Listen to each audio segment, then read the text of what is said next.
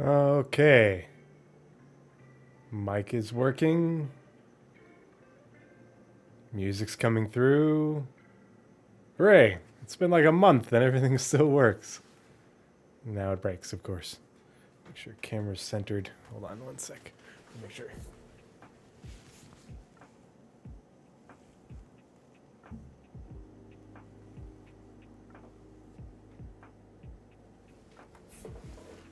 Make sure I'm centered on the camera. Hello everybody. How you doing? Good to see y'all. Hope you're doing well this evening. Welcome back to the Pathfinders podcast. This is episode 87. I am Tree 0311 or 0311 for all my Marine Infantry types. And I am your host for the Pathfinders podcast, where we are charting the way through all the nebulous information. I don't have a drink. I just finished mine and brushed my teeth. Nebulous information surrounding Star Citizen, Squadron 42, and their development. And it has been a little while since I did a show, since I streamed, period. I got back late last Sunday night after being away with the Army for I was away on active duty for 2 weeks, and 2 days before I left, I was at drill for 4 days in a row. And before that was just stupid busy with lots of civilian job stuff. And so it's have not had a chance to stream, haven't been home. The kids are doing good. My son Boone, his preschool, it's preschool, is closed this next week. So he's home with me Monday through Friday this week. So we've got a bunch of activities planned, and but yeah, it was really rough for the wifey, me being gone for 2 weeks straight, and her having to manage the kids on the weekends by herself, and then having to get them all off to bed and fed and all that in the evenings when she got home from work, because our nanny is essentially 8 to 5. But yeah, so I'm back for at least a few weeks. I'm going to be gone most of September. I have to go away for a week, the 12th to the 19th, for a conference that I'm one of the organizers. I organize it and I work it. So I'll be out. It's 4 days long, but I'll be out there before and after for setup and tear down. It's an outdoor medical conference. And then I fly back from that. I have 1 day at home, and then I, to repack up my stuff, and then I leave for 2 weeks with the Army down in Alabama. But at least after I get back from that, October 3rd, I don't have any Army stuff or anything else that takes me away for like 4 months. So have some normalcy for a while. Yeah, I'll be at Rucker for 2 weeks for a course called Joint En Route Critical Care. I'm very excited about it. It's supposed to be a lot of fun, and it's a qualifying course to get me to go to training with the Air Force, so that way I can get cross-trained to serve as a member of the Air Force CCAT team that is co-located with my medevac unit here in Boise. So to go on those missions and go on those training assignments. So something I've really wanted to do, because there's only a couple Army flight paramedics that are dual qualified in the entire DoD. No, I've got no desire to go do PJ stuff. They are rescue focused and very hardcore in the rescue part, and I'm more hardcore in the medicine part. I did do a bunch of training with them when I was in Afghanistan, though. I did a bunch of their medical training. They did a thing called Medical Mondays, and so I did their medical training for Medical Mondays. But yeah. So anyway, that's the tangent. But I'm hoping to stream. I was playing Star Citizen last night and finally got to get into the Onyx facilities, and I don't know if I'm going to stream and play Star Citizen tomorrow, or if I'm going to do another episode of the Pathfinders podcast tomorrow, because I still have to cover the monthly report and the Roadmap Roundups. So I'll be streaming tomorrow and probably several times this week to not only play the game, So if you're interested in hanging out and playing with me, hop in the Discord. Would love to have some more people to run the Onyx facilities with. But I also am going to do a follow-on episode of the Pathfinders podcast to do the July monthly report and the Roadmap Roundups, get caught up on that, because that monthly report was good. There's some really good info in there, really interesting stuff. I don't think the September patches, I think because we don't know as much about it, I think we're sleeping on it, and I think it's going to have more to it than we realize, but we're going to talk a little bit about that once we get into this. But after watching the SCL on Friday, I watched it twice already, and then a few bits of it more than that. The summaries that usually come out are usually pretty good. They do a good job of summarizing. Good night, I love you. I like your hair. Why have you got hair extensions put in? The summaries do a good job of summarizing the information, but they often lack context, and some things they just straight up leave out, or they don't even catch. And so I always try to make sure I don't ever just read the summary. I listen to it at least generally 2 to 3 times through, unless it's just sort of like developer interview stuff. If it's development related, I listen to it generally 2 to 3 times through easily, just because that's part of the critical information or critical appraisal process of information for me. I do the same thing when I'm reading research papers for clinical stuff. And so I picked out a few of the things that I thought were the most interesting. Most of them were covered in the summaries that you probably get into your Discord feeds and stuff. But a couple of them, I was like, well, wait a minute. I didn't even see that. How did they miss that? This is a big deal. But I wanted to go over some of them just briefly, and other ones a little bit more in depth, because they were concerning to me. They have me a little bit worried, not enthused, not confident. So I wanted to go over those with you guys and hear your thoughts. If you're watching this later on YouTube, leave a comment in the comments or hop in my Discord and come say hi and tell me what you think. I'm going to put out a poll on my YouTube, and if I can figure out how to do it on Twitter as well, just because I want to see.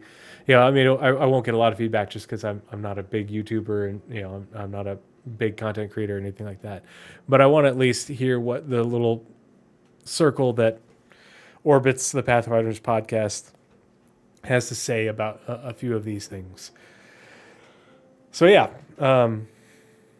I had a lot of fun. I was playing with Ghost and Captain from my Discord, Ghost 1800 and Captain from my Discord, in the Onyx facilities last night, and got through the first 3 or 4 missions. Man, those places are really cool.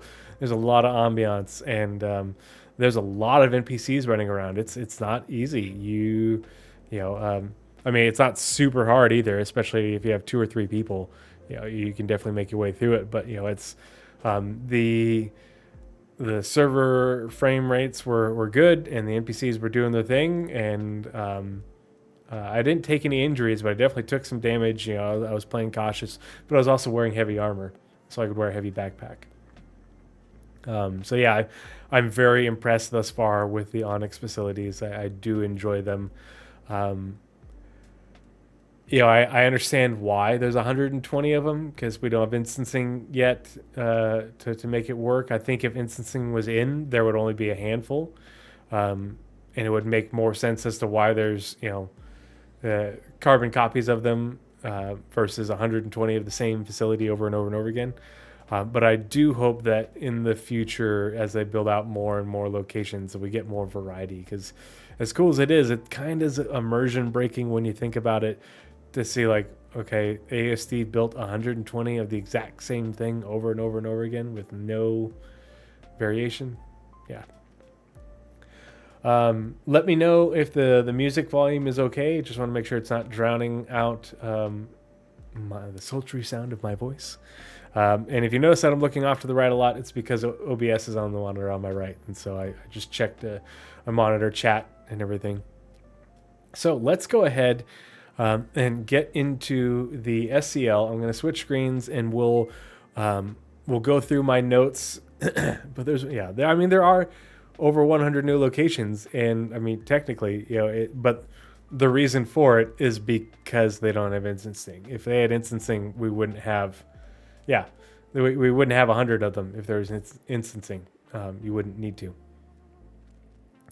I think each location, you would land in the hangar, and you'd get put at an instance of that location, and then the next person could go in their own instance. I don't think they were even intended for us to be able to run into other players while we were there, just because there's so many NPCs, both characters and fauna. But yeah, let's go ahead and switch screens, and we'll get into the meat and potatoes of the show.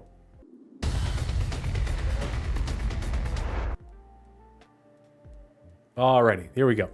Okay, so I'm going to have to minimize OBS so I can keep an eye on my notes. And I apologize, it's in Google Doc, and I don't have the ability to make it.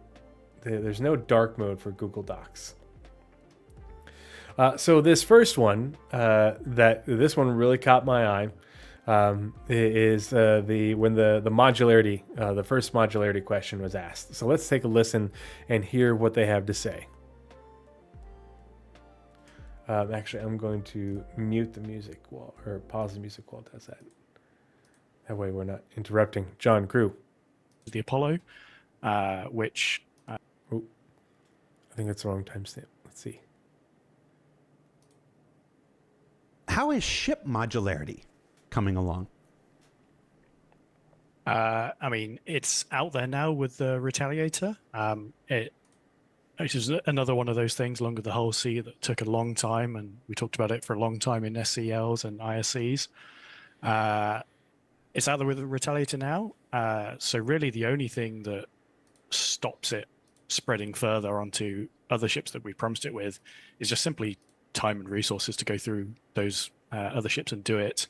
It's the same reason we haven't done the last one or two modules for the Retaliator.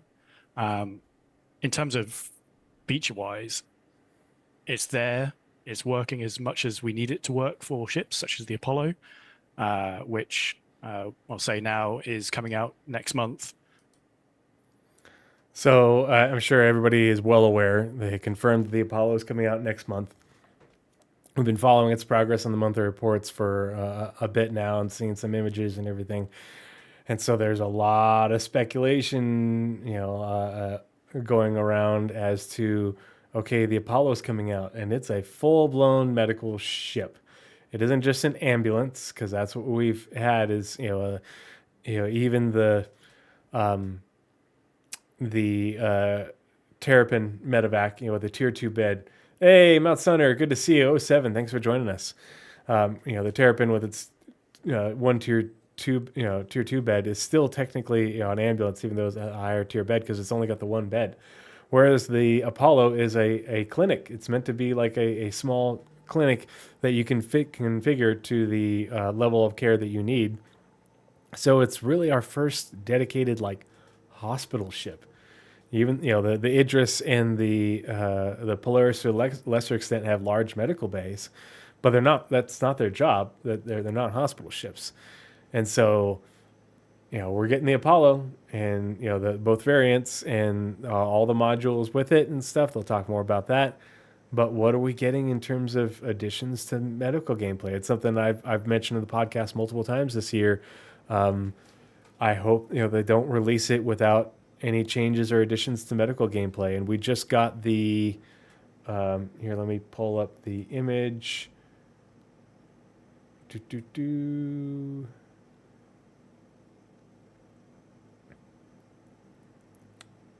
it in here?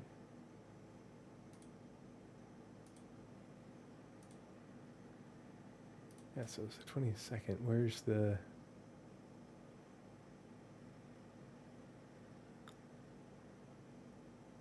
There it is. How do I open browser? There we go. And so we just got this guy in the weekly newsletter on Friday.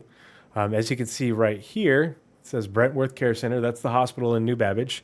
Brentworth Care Center isn't a medical equipment manufacturer, at least that we know of. If you go read the lore posts around them, they're a hospital chain, a chain of hospitals, and they're the high-end hospitals. And so it would seem that, it says recharge status, and it's got these things that look like they plug in, and they've got a handle on them. And there's bays in the sort of control panel things in all the medical ships where it looks like you would insert these things, and some of them have more than others. But these seem like they are going to carry some of the medical resources, maybe. We don't know how that's going to work, but there is going to be some changes to medical gameplay and to healing and possibly regen. We don't know. We're going to find out. We're going to find out this next month, and we're going to hear more about that in SCL as it goes along. But I still have concerns. With all of its modules, so all 6 modules, so it has the left and right tier 1, 2, 3 modules, so you can mix and match between them all. There might be some ships that I can't think of in the back of my mind that have a feature inside their modules that doesn't work yet. But if that's the case, we're probably not working on those ships anyway. But yeah, modularity as a feature works. Yeah.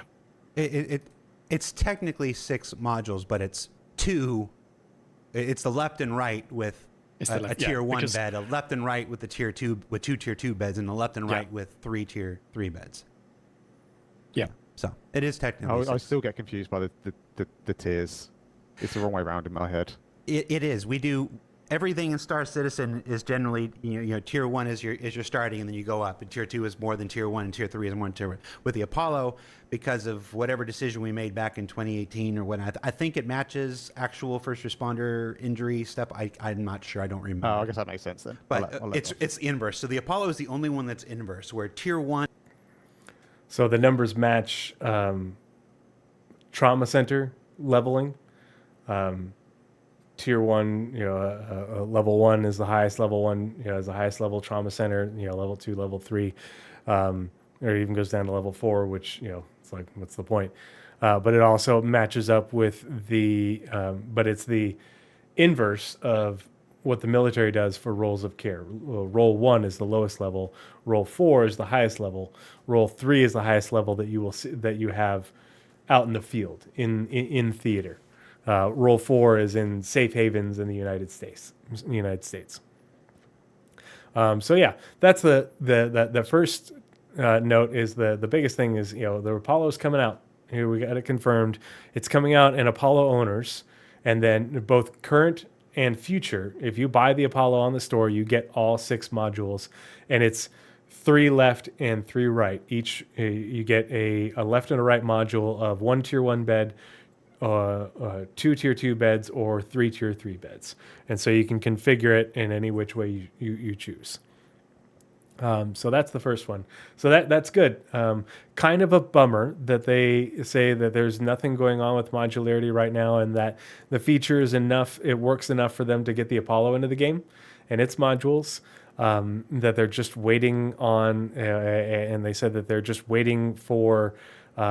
The resources, the developer resources to do the rest of the, sort of promised modules for the Retaliator. They need to do the sort of living module and the dropship one, I think it is. And they talk later about other ones that they'd like to do. But that's the first timestamp. So let's move on to the next one, which is, the next one is at... we'll finish that off real quick, and then we'll come back to the next one in line. I'm doing them in sort of chronological order. So 5344. Obviously, we need to do the ones that we sold back in the day that were not delivered, which I think is the living quarters and dropship ones. Before we do any further ones, there are no concrete plans for additional ones, but if I get my way, I would do a medical bed one, just because I think that would be a pretty good utility to it. I know a lot of people have asked for a actual bomber module using bombs. Yes. I think I would That was me. personally. I That asked was you. you. Oh, We call it the retaliator bomber. in that case, no.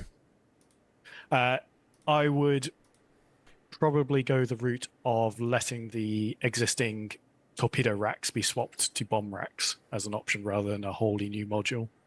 But we could go either way. It makes sense to do an actual dedicated bomb one, but we've got 2 paths for it.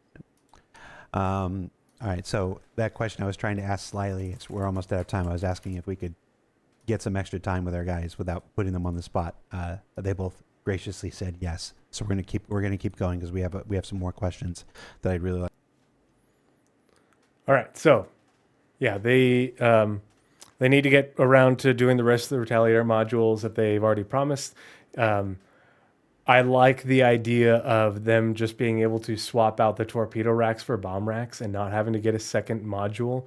I think that A, it makes a whole lot of sense, and B, it would be far cheaper for Retaliator owners to be able to just buy a bomb rack for it, or bomb racks to swap out, rather than having to buy a whole module and go through the process of swapping out a module, because eventually it's not going to be, they've said that they don't want it, it isn't always going to be instantaneous.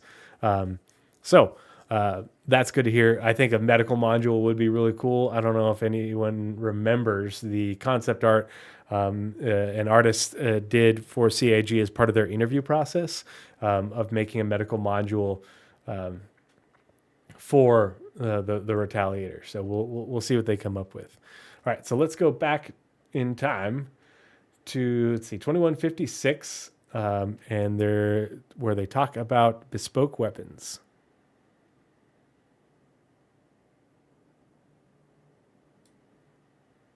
Try and get as much support as we can for it.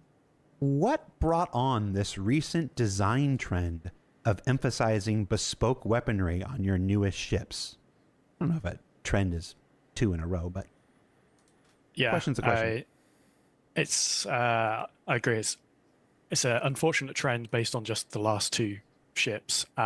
It's not a sort of weird plan to just bespoke weapons going forward. I think if I think about everything that's coming for the rest of the year, the only other bespoke weapon that is on any ship for the rest of the year is the Perseus turret guns. Everything else uses generic ones. No, there's a bespoke weapon. Aha. On one of the October things. So there is he said October. So there's a CitizenCon ship that is coming with a bespoke weapon. But let's see what else they have to say. Oh, yeah. Yeah. Okay, because I continue. So two more for the rest of the year. And those ships all. Yeah, so Percy is confirmed for this year, as well as an additional ship with bespoke weapons, and he said it's in October. So the CitizenCon patch Also have generic weapons, and it's a 2-part answer. One, Ben could probably talk about from the visual side, but from the design side, it allows us to have essentially some level of control over the actual raw damage output of a ship. Because as players know, everyone min-maxes. If you have generic swappable weapons, you have to account for a full size range. So if we take the Meteor, for example, and we let those be generic size 5s, I think that would be a well and truly overpowered ship. But because they're bespoke ones, allowed us to have size 5 weapons that were very constrained and had sort of downsize to keep it in check. And the same with the Wolf, that generic size 4s would have made it sort of just a Talon, but smaller. Yeah, I think you're right. It's a compromise. It's a compromise between design requirements and balancing and everything like that, and also between the visuals that we're trying to achieve. I think trying to fit generic size 4s on the Wolf would have limited what we could do with its visuals, and I know that's not important to everyone, but it does make up a large part of what we try and do with the game. But like I say, it's a compromise. With the Wolf, we were really keen to be able to kind of have those weapons fold away and kind of compress into the body and give those really clean lines. I think it was a quite important thing for Kruger. and with the Meteor, we kind of wanted to really tie those weapons into the kind of the ship itself and kind of show that it's like make it feel kind of really powerful and really unique. So we can like integrate them into it, much like what we did with the kind of the Ares ships. And just because they're not generic size 4, size 5, or whatever that means, that doesn't necessarily mean that there's never going to be options for other weapons for those ships. It's just Hint, hint, wink, wink, nudge, nudge. means that they won't necessarily use all of the ships, all of the kind of weapons that are generic in that size class. But it doesn't mean that you're only going to ever have one weapon for a particular ship. Okay. I hear what you're saying. Let's see if anybody else picks up on it. If only there was a giant ship convention. Do I need to wink at the end of that statement? Yeah. So, they confirmed that, obviously the Percy is coming. The Percy has bespoke weapons. It's reportedly size 8. I think it was last confirmed by John Crew that they got upgunned to the size 8s on the turrets. That those are bespoke. And that they also confirmed that in October, a ship getting released in October also has bespoke weapons. We don't know anything about it. But now they are also confirming that ships with bespoke weapons won't be constrained to only the weapons that it came with, that there will be additional options. Now, will owners of those ships have as many options as people who use the ships that use generic weapons? No, I don't think so. I think we'll probably have like, one or two additional options per bespoke weapon type. We might get like, 2 other options for the size, 8s on the Percy. The question is, I think that's a great thing. I think having those options is a good thing for players to customize their ships a little bit more, also to suit their play style. It also gives those players something, an additional thing to work towards, especially if those are maybe things that you have to earn in game. I would prefer if they were earn in game things, but because they aren't like the flight blades, they shouldn't give someone an edge because you're just swapping out a weapon for a weapon. I don't know. I would rather they are earn in game. I think if they make it so they are earn in game, whether you pay UEC and or they are Wicklow, or other options, multiple options to earn them, I think that would drive sales of those ships. And net the same amount for CIG. I think having those weapons be bespoke and limiting the options probably turns some players away from those ships. And by having some options and some ways to customize it and go a different route, I think is probably going to drive sales of those particular ships more than they had previously. Let's see. Mount Center says, do you think an option for balancing in the future for non-bespoke weapon ships be to change them to bespoke weapons if they couldn't balance them effectively just by changing size or amount of guns? I don't think that when they say bespoke, a lot of it is they are sort of almost like built into the ship, and they can't be mounted on a different ship. And so I think in order to use that same sort of definition that they talk about here, to put bespoke weapons onto ships that have generic mounts, I think that would require design changes for those ships to be able to do that. And I think that's part of the trade-off is the bespoke weapon, fits the aesthetic of the ship, and it gives you, certain trade-offs that you can choose based off, like, if you like the A, the style of the ship, but B, it's sort of the role that it fits in, like the Ares. And I think rather than having variants, you have the Ares Ion and the Ares Inferno. In the future, I would prefer to see you have the Ares and if they had made it so that it was one ship, but you had, bespoke weapon options. and you could pick when you're buying the ship where you want this one, or you want that one, or you want both. When you're buying the ship, but I think that they'll probably sell them in packs with the ship. And I think that's probably okay because I don't think it gives you a leg up. But at the same time, it's one of those things like, just make it earnable in game. You get the stock one and give people a reason to play with their new ship. It gives people something to work towards. It gives people an incentive to buy to buy that ship by having more options now. That's my take on it.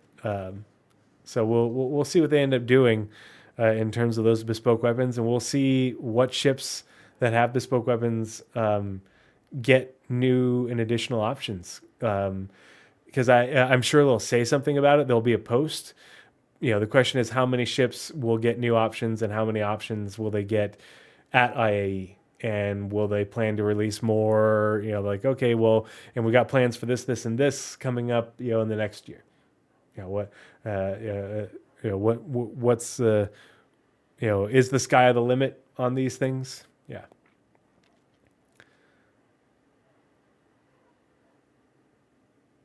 I took it, let's see, and Outsider says, I took it as they were saying they could control the strength or weakness of, say, the size 5s on the meteor versus the standardized power of regular size 5s.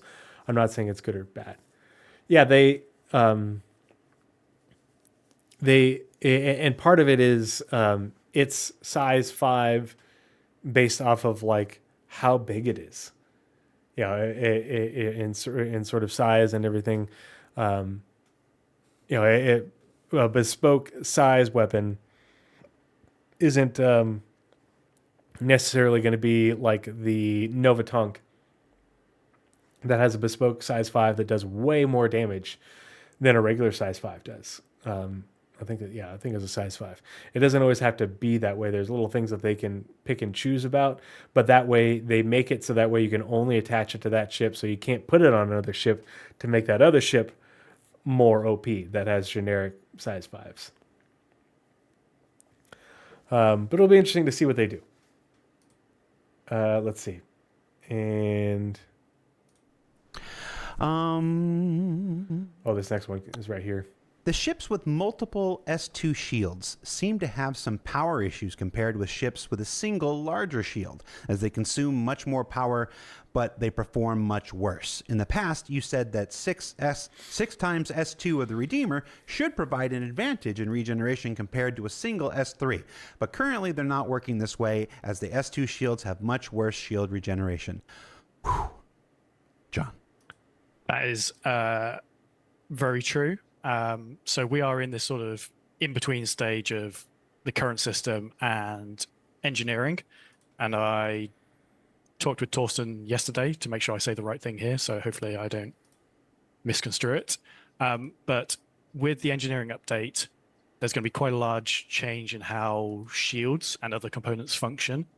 And essentially, if you have a ship that has more than 2 shields, you will only ever have 2 available at a time active. So that means that if one of them goes down, your third one will come online to take its place. If that one goes down, the fourth one comes online, 5th, 6th, whatever. So in terms of power consumption, obviously that changes things drastically because you're only having to power 2, but you have this sort of larger backup pool of shield generators. So in terms of size 2 versus size 3, all the sizes will have changes done. Like every single item is rebalanced with engineering. All the values you see now are not going to be the same as they are when engineering drops. So you can't really accurately compare that 6 S2s now to, say, 1 size 3 coming in the future. But that difference will be a lot less with engineering update. So that was really interesting to hear. And I think we're going to see more changes in terms of ships because they are working through the backlog. They talked about they're working through the backlog of getting ships to gold standard so that they have their components, they have their fuses if necessary and such.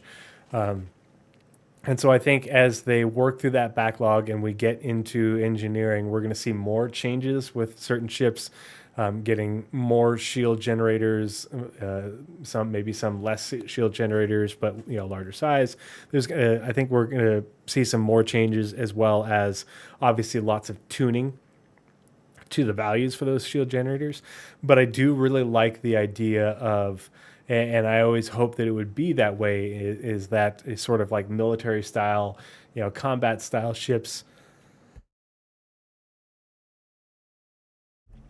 would be able to have additional components for redundancy. That way, when, if you take damage and one goes down, another one pops up. It's a very standard and normal thing in military vehicles, whether it's ground vehicles versus aircraft. The the Black Hawk has multiple hydraulic pumps and multiple generators, electricity generators, lots of redundancy and ability for one piece to take damage, and then while they're normal operations, they're just running at basically cruise and not really taxing their abilities. But if one of them goes down, it can isolate it can be isolated, and the other ones can or the other one can pick up the slack and can run the entire system on its own.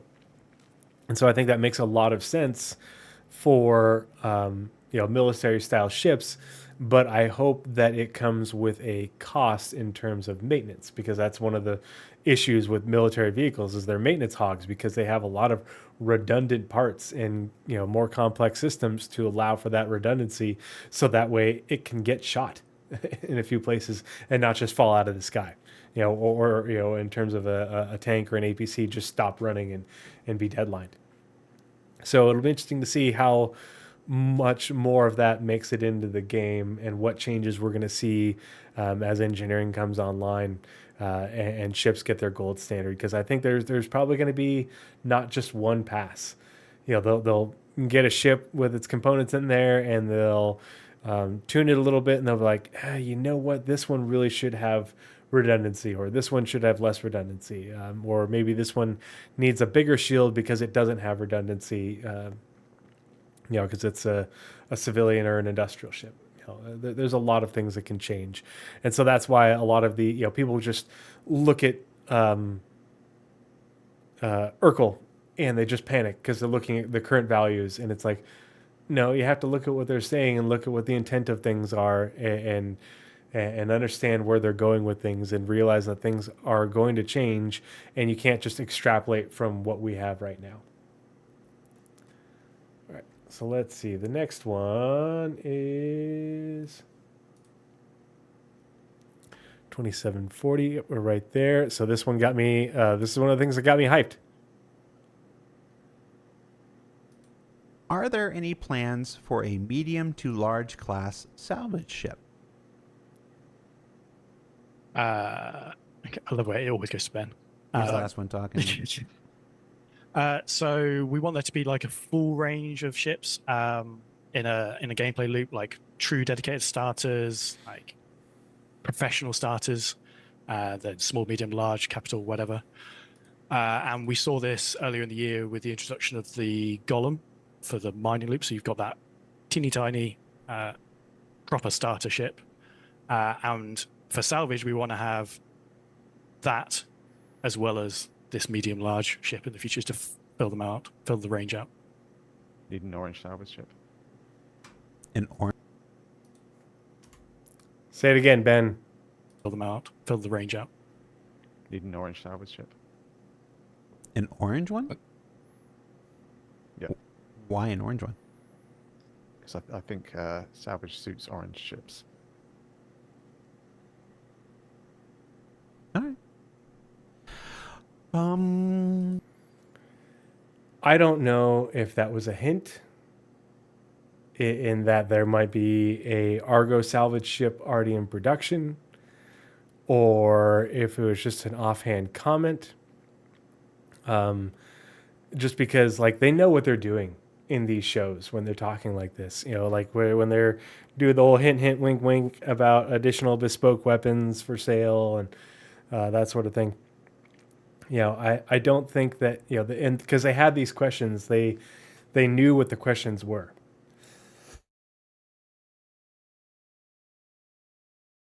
They're not just answering the questions off the fly. And so I think I'm going to be optimistic and say that it's already in development and they've already concepted it and they know about it, and that was just part of the them being coy with like they do throughout this show. But if you've been watching the show for a while, you know that I'm an Argo fanboy. I have every Argo vehicle because I cannot help myself.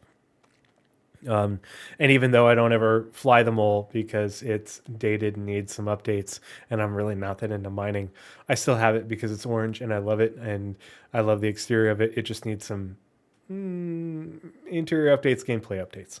But it's still a good ship, and everything Argo is phenomenal. And Daniel Dexter Taylor, I think is his name. He's they call him Mr. Argo at CIG. He's one of the artists, and I just love everything that he touches. So I'm very hopeful that we will see a orange salvage ship in the not too distant future, and I would definitely get more.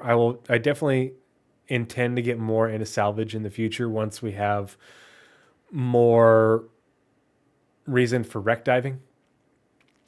Going EVA and getting in there to salvage components and to get loot, because you can we will be able to salvage the interior ships and open up things. I do enjoy doing it, but people don't live out of their ships as much as they do more now than they used to. But I think one of the big things that I need for it is NPC ships to have to be assigned the loot table. So that way, if you disable an NPC ship, not only can you go on board and get the components, but you open up the lockers and you find some goodies. Find the wreck diving. And I think the other really thing that's going to be interesting with salvage is once Maelstrom makes it into the game and they can finally do the oh gosh, I brain farted the name, but where the ship breaking, essentially. We'll be able to cut it apart into pieces, instead of hole munching instead of scraping. That's I don't like the way the temp version we have now, and I think it'll be a lot cooler once we have Maelstrom in game. Now someone says, "Yep, me too. I like the reclaimer, but it's just a little bit too big for my liking. Plus, I think it may get bigger with the future rework." There's going to be some changes for it. I don't know if it's going to get bigger or if it's just going to be internal rework, because I know that it's got wasted space compared to now how salvage works and how they thought it was going to work. So it's going to be a big project for them to tackle. The other thing about High Prince of Dragon, the other thing about Argo is Argo does VTOLs, and I love all ships with rotating VTOL thrusters. It's the way. It is the way, in my opinion. All right. Let's see. What was the next timestamp? That was Argo Salvage. Oh, okay. So I don't think they have anything else to say on this one. All right. I'm just going to ask this question, then I'm going to go get it. Okay. The next one. So I latched onto this one because there's a bunch of people who like this ship and other ships. In my community, and I think a lot of people just sort of glossed over it. Raylan cargo pod system, valid or needs rethinking?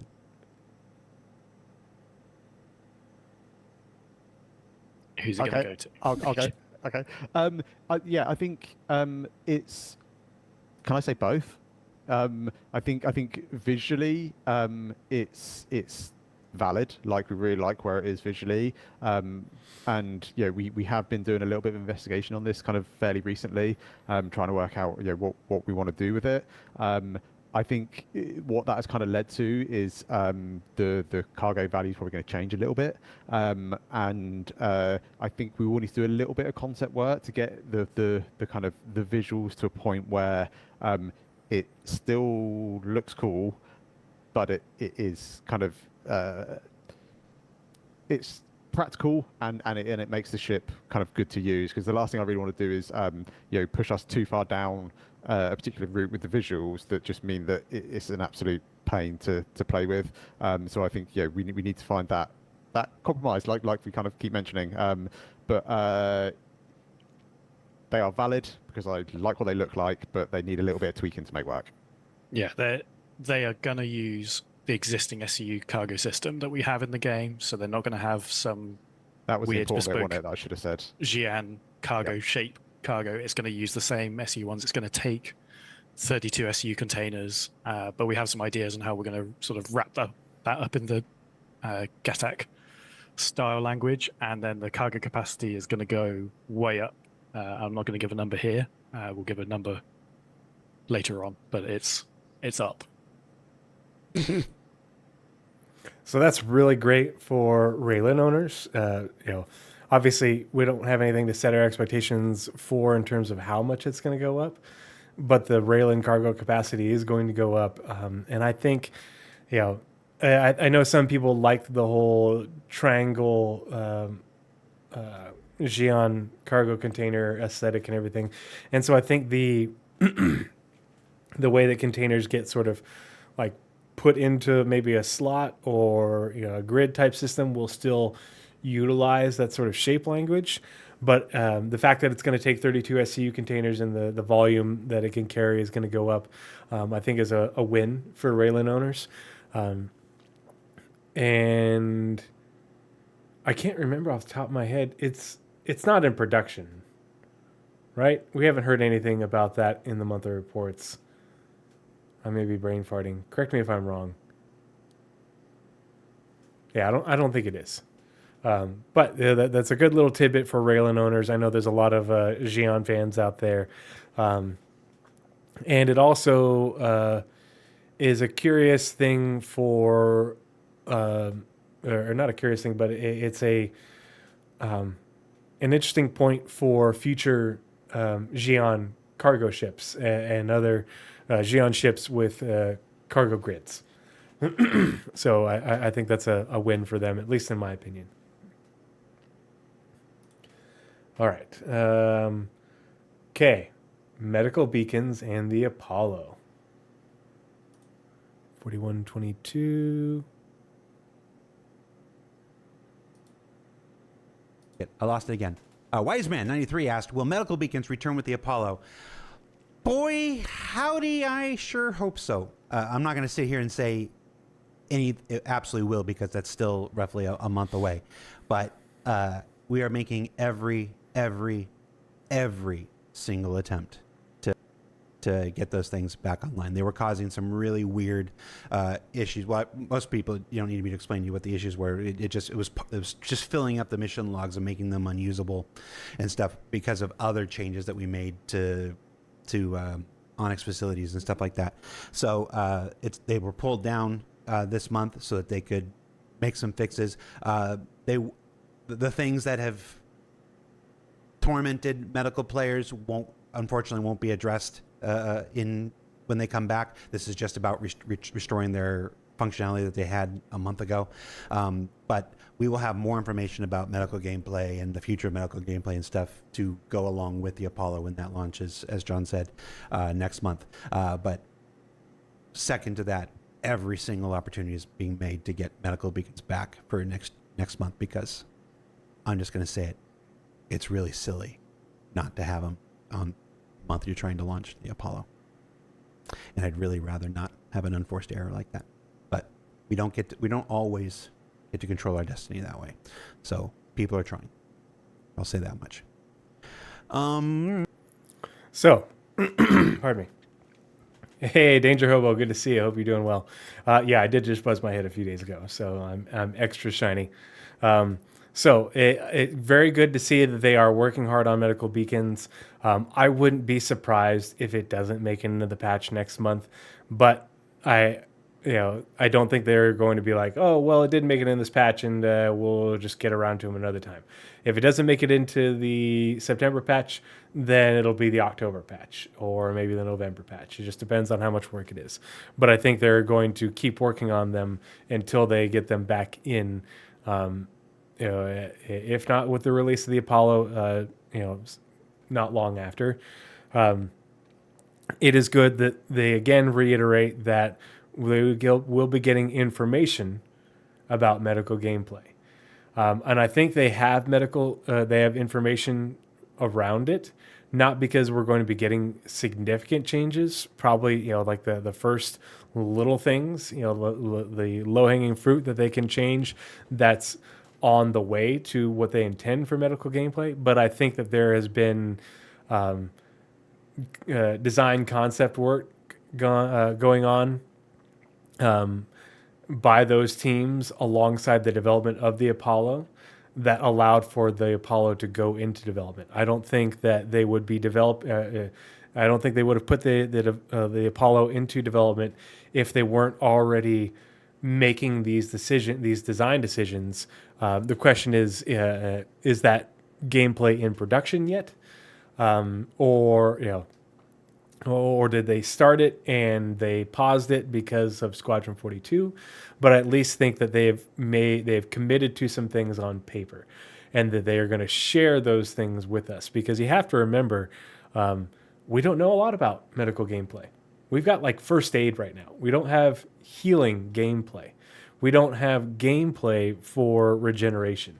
And we've never known what that's going to entail other than that there will be gameplay for it, and they confirmed a little while back that it would consume resources. Duh. Medicine doesn't just appear out of thin air. But for medical and healing and all that to be on par with what they have for mining, and where they want all the professions to be, it has so much further to go than the infantry first aid that we have right now. Because that's the extent of what we have is giving some basic medicines to treat symptoms, to sustain do what we call sustain the fighting force. It's the motto of the Army Medical Center of Excellence, is to conserve fighting strength, because that's what you're doing. We don't have gameplay to heal someone. You just lay down on a bed and press a button. But if you don't have a bed available and you've got an injury, and symptoms that go with it, you are treating those symptoms so that way someone can keep fighting and continue the mission. That's conserving the fighting strength. And in the future, when we have med beds and gameplay and more ability for stabilization, you may have a tier 3 med bed and a tier 2 or tier 1 injury, and all you can do is stabilize that injury and treat the symptoms so that way they can still continue on mission, or they can make it to evac on their own. And whether it's the fighting strength of the person that you are treating with the injury, or you are not devoting excess resources to evacuating that person, you've converted them from being down on the ground to walking wounded, and they can pull back from where the gunfight is and make it to an evacuation ship or a medical ship or an ambulance vehicle, those sorts of things. That is conserving the fighting strength. That there's a lot that goes into it. And so there's a lot that they can do with it, but we're going to get into that more in a little bit, because the way that they are just kind of cagey about things, it just it makes me worried. It makes me concerned.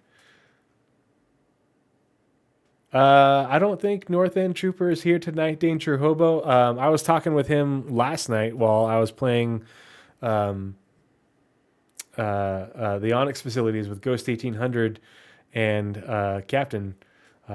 But I think the people, other than you, I think everybody else is lurking right now. So let's go on to the next timestamp. So that was medical beacons. And next we need to talk about, let's see, it's 42. Oh, we're right there. Okay, PDCs. Considering how many ships have been getting PDCs, including things like the 890 and the Reclaimer, will the Ironclad be getting some too? Very specific question. Yeah. Sorry, Iron Shad owners, that you're not going to get them. They're really designed for military capital ships. I'm aware the 890 and the Reclaimer has got them. Those do not fit that bill, and the Constellation Phoenix. But that is because they were originally promised with them as part of their original design brief. So that's why they have them. But there's no plans to give them to the Ironclad. There, So I honestly had no idea. I never, if I'd read it, I'd forgotten that the 890 Jump and the Reclaimer and the Phoenix had PDCs as part of their design brief and their concepting. Danger Hobo says, "Are you getting the other ship that is not the Polaris with the big gun, the Perseus? If that's what we're talking about, yes, I own one. It's cool. Not my favorite ship, but I think it will be a lot of fun with a small group. And so I'm looking forward to playing with it. And I like big ships, and I can't lie. And it was concepted and sold at a time when I had more dispensable income because I didn't have kids. Yeah. Let's see. So it's good to hear them confirm, because the PDCs have been a bit of a balancing issue. And I think they're really handy, and it makes sense that only military ships would have them, because the military ships are the ones that are going to be most often targeted. They're going to ones most often targeted with ordnance. The PDCs are really for anti-torpedo work. They work against missiles, but not as well, and I think they should work less well against missiles. I feel like missiles should be fast and nimble, but not carry a big payload. Torpedoes should be slower and have the larger payload. Easier to shoot down, but you have to work. You have to be tactful, tactical in their employment in order to get a hit. The greater challenge, but greater reward. And so, it doesn't make sense that in the future. Development of the game, people aren't going to be slinging torpedoes like they're free at ships that aren't, with things being disabled versus blown up. We're not going to be slinging torpedoes like we have been for years.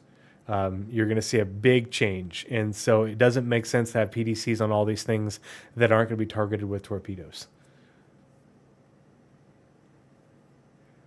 I've never seen you in game play with Nazis, but I don't get to play as much as I would like, because dad life. It is what it is. I was playing last night, and I was having a lot of fun. I don't, for every one night that I stream and play the game, there's like 10 a dozen where I play the game without streaming, just because streaming is effort and work and requires my attention, because I don't like to, I'm a bit of a perfectionist, and if I'm streaming, in order to generate content, and I want to interact with the community and talk to people in chat, and so sometimes you just don't have the energy to do that while you're playing the game. You just want to chill out. I'm definitely I do intend to stream and play a couple nights this week, and the following week. Let's see, calendar, right? Let's see. Yeah, this week I'm home. That week I have drill, but I'll be home during the week, and then this is the next day I leave. So, between now and the 12th, I've got a good amount of time to stream, because I'm not doing a whole bunch of extra work stuff, and that takes up a lot of my downtime. I think the PDCs thing is a good thing, but it won't make as much sense until torpedoes cost more money, and we've got mail strip in, and there's more reason to disable than blow up. Oh, no worries, Danger Hope, you're good. I that's what I'm here for, hanging out with you guys and interacting with the community and chatting Star Citizen. All right, let's see. The next timestamp is, that was PDCs. There's one more bit that's good. there is a new vehicle with a new kind of PDC coming soon. Yeah, we'll play that bit again. So that's why they have them. but there's no plans to give them to the Ironclad. There is a new vehicle with a new kind of PDC coming soon. There is. Where there's a will, there's a way. And also, I was just talking to the economy guys. We are adding the existing PDCs, the laser repeaters and the new missile ones we launched with the Idris K kit. Those are going to get added to the in-game shops probably sometime around November to make you people, to make those of you who have ships with PDCs have some more customization options. That stuff's coming. I think that's great. I'm glad that they are adding the PDCs to shops so you can buy them and swap them around without having to take them off of your other ships or whatever. It'll be interesting to see what the new PDC type is. I always figured that, pardon me. I think they're going to be, I'm thinking flak PDCs. But I always expected flak to be an ammo type versus a gun type. So it'll be interesting to see where they go with that. But another new vehicle that they're being coy about. Question is how soon is it's coming, but I'm really glad to hear that the PDCs will be in shops, come IAE, and I hope that when they add that new vehicle with the new type of PDC, that new type will get added to the shops very quickly. Hey, PJ, good to see you. Well, the Perseus has PDCs, but when he says new type, I figure like it's a different weapon type versus like we've got the laser repeaters, we've got the missile PDCs. Like, is it going to be? I thought PJ and maybe I'm remembering wrong, but when John Crew, I want to say it was at Invictus Launch Week. I thought that's when they confirmed that the turrets were going to size 8 from size 7. And did they change the size for the remote turrets? I'm brain farting now. I thought there was 2 changes, and I could have sworn they said PDCs as well. Maybe I'm remembering wrong. I'm going to have to look that up after the fact. I should have looked that up beforehand. But I think you're right. I think the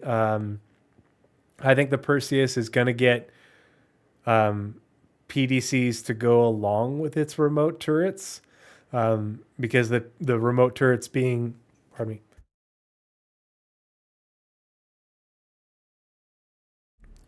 Yeah, because the remote turrets were size 3, and I thought those got buffed too, but maybe I'm remembering wrong. But they were remote turrets that were also automated in order to do like a dual role thing. But I think they're going to get PDCs in addition to those, so that way, like the like I guess bladed turrets will be anti-fighter and the PDCs will be anti-ordnance. Yeah, ballistic or flak, like a ballistic Gatling, I think would make a lot of sense. I think flak could make a lot of sense too, and I think those will be really cool. To have ones that consume ammo. That it gives you a reason to choose something different. But like we know that larger ships are going to be getting those like mini freight elevators for reloading ammo, and so it just makes me think of that scene in The Matrix where like you've got those people running around with the wheelbarrows full of the ammo crates to reload the miniguns on the mechs when the machines are attacking. Oh my gosh, they're safe haven. I forgot the name. And that's what I imagine is somebody like running back and forth from the cargo bay to where the little mini freight elevators are in order to reload the ballistic turrets and reload your ballistic, say, Gatlings or flak PDCs. Because I think if I remember correctly, the remote turrets, the remote / bladed turrets on that, originally came with the Perseus were also like ballistic at stock. And so, that could be a pretty significant function in order to keep the Perseus in the fight, is just keeping all those guns loaded. Somebody just running back and forth, sweating like crazy. Instead of doing Alt X to wipe snow or rain off your visor, you're doing Alt X to wipe sweat off your forehead. let's see. But yeah, I think you're definitely right. I think that if they didn't already confirm it, and maybe I'm just remembering wrong, I think it's a pretty much a sure bet. So this next one is one of the big ones. It was at, what was the timestamp again? It's 58. So this is one of the two things that has me, and probably the thing that has me biggest concern to come out of this SCL, and they just sort of dropped it out of nowhere. And I'm worried. And if you've been hanging out in my Discord or some of the other Discords that I'm in, you probably know that I have significant reservations about what they say here and what it means and the unknowns that come with it. So let's hear what they have to say. Thinking about it right now, if you go all the way back to our original crowdfunding campaign, I'm talking about the original stretch goals, I think we're still on the hook for a Battlecruiser at some point, which will undoubtedly be the biggest ship in the game. Are we still going to do that? Yeah, it's looking really. Again, not subtle. He knew what he was doing. This was rehearsed. This wasn't off the cuff, just talking about it. They knew these questions were getting asked. They knew what they were going to talk about it. He's being coy about it. He says, Battlecruiser, biggest ship in the game. Biggest ship in the game. Undoubtedly. So before we can... Actually, let's listen to what they have to say, and let's dive into this a little bit. Really, really cool with the progress we've made on it so far. So I think the Battlecruiser, on paper, it's a big old ship, and we are. I hope I'm allowed to say this. We're in very early stages of kind of our concept work on the Battlecruiser at the moment. Too late, Jared. Sorry. We're going for it now. We have to do it. I mean, that's fine. That's fine. It's not coming this year. It's not coming anytime soon. Okay, so just don't want to get anybody's hopes up or anything. It's one of it's a big ship. It needs a bunch of concept to get it right. Super happy with where it's going so far. I think it allows us to take a lot of the things that we've learned on our existing kind of ships and our larger ships and kind of wrap them into a big powerhouse and deliver something that we're kind of like we're super excited about. Not just in terms of like firepower, but what we can deliver from a ship this size with everything that we know now. So yeah, it's unlike any of our existing capital ships. I think it's going to be pretty cool. Or it will be, because you're still working on it. Yeah. Right. Just, I backdoored into a subject here. Let's just be real clear. Trying really hard not to do concept ships anymore. 2025 looks like it's going to be, again, it would be impossible to launch a new concept at this point. So our first year without concept sales, we don't want to do any more concept promotions ever again. We might have to do our last one for the Battlecruiser whenever that comes and whatnot. But this is an exciting kind of big shift in our ships. We're flight ready or bust.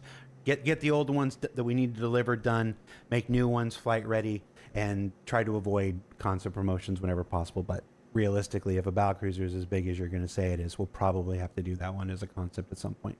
But we'll let future us worry about that whenever that day comes down the line. Not anytime soon. This is what you get, Ben, for details about the Battlecruiser. Are there any plans to... So, the Battlecruiser.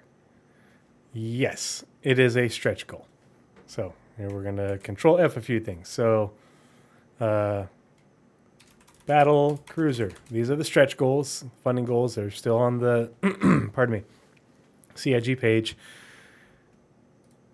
The $17 million stretch goal. Star Citizen will feature an additional flyable ship class, the Battlecruiser. So let's look at some additional comparable stretch goals. And they say flyable for the Battlecruiser. Let's see, cruiser.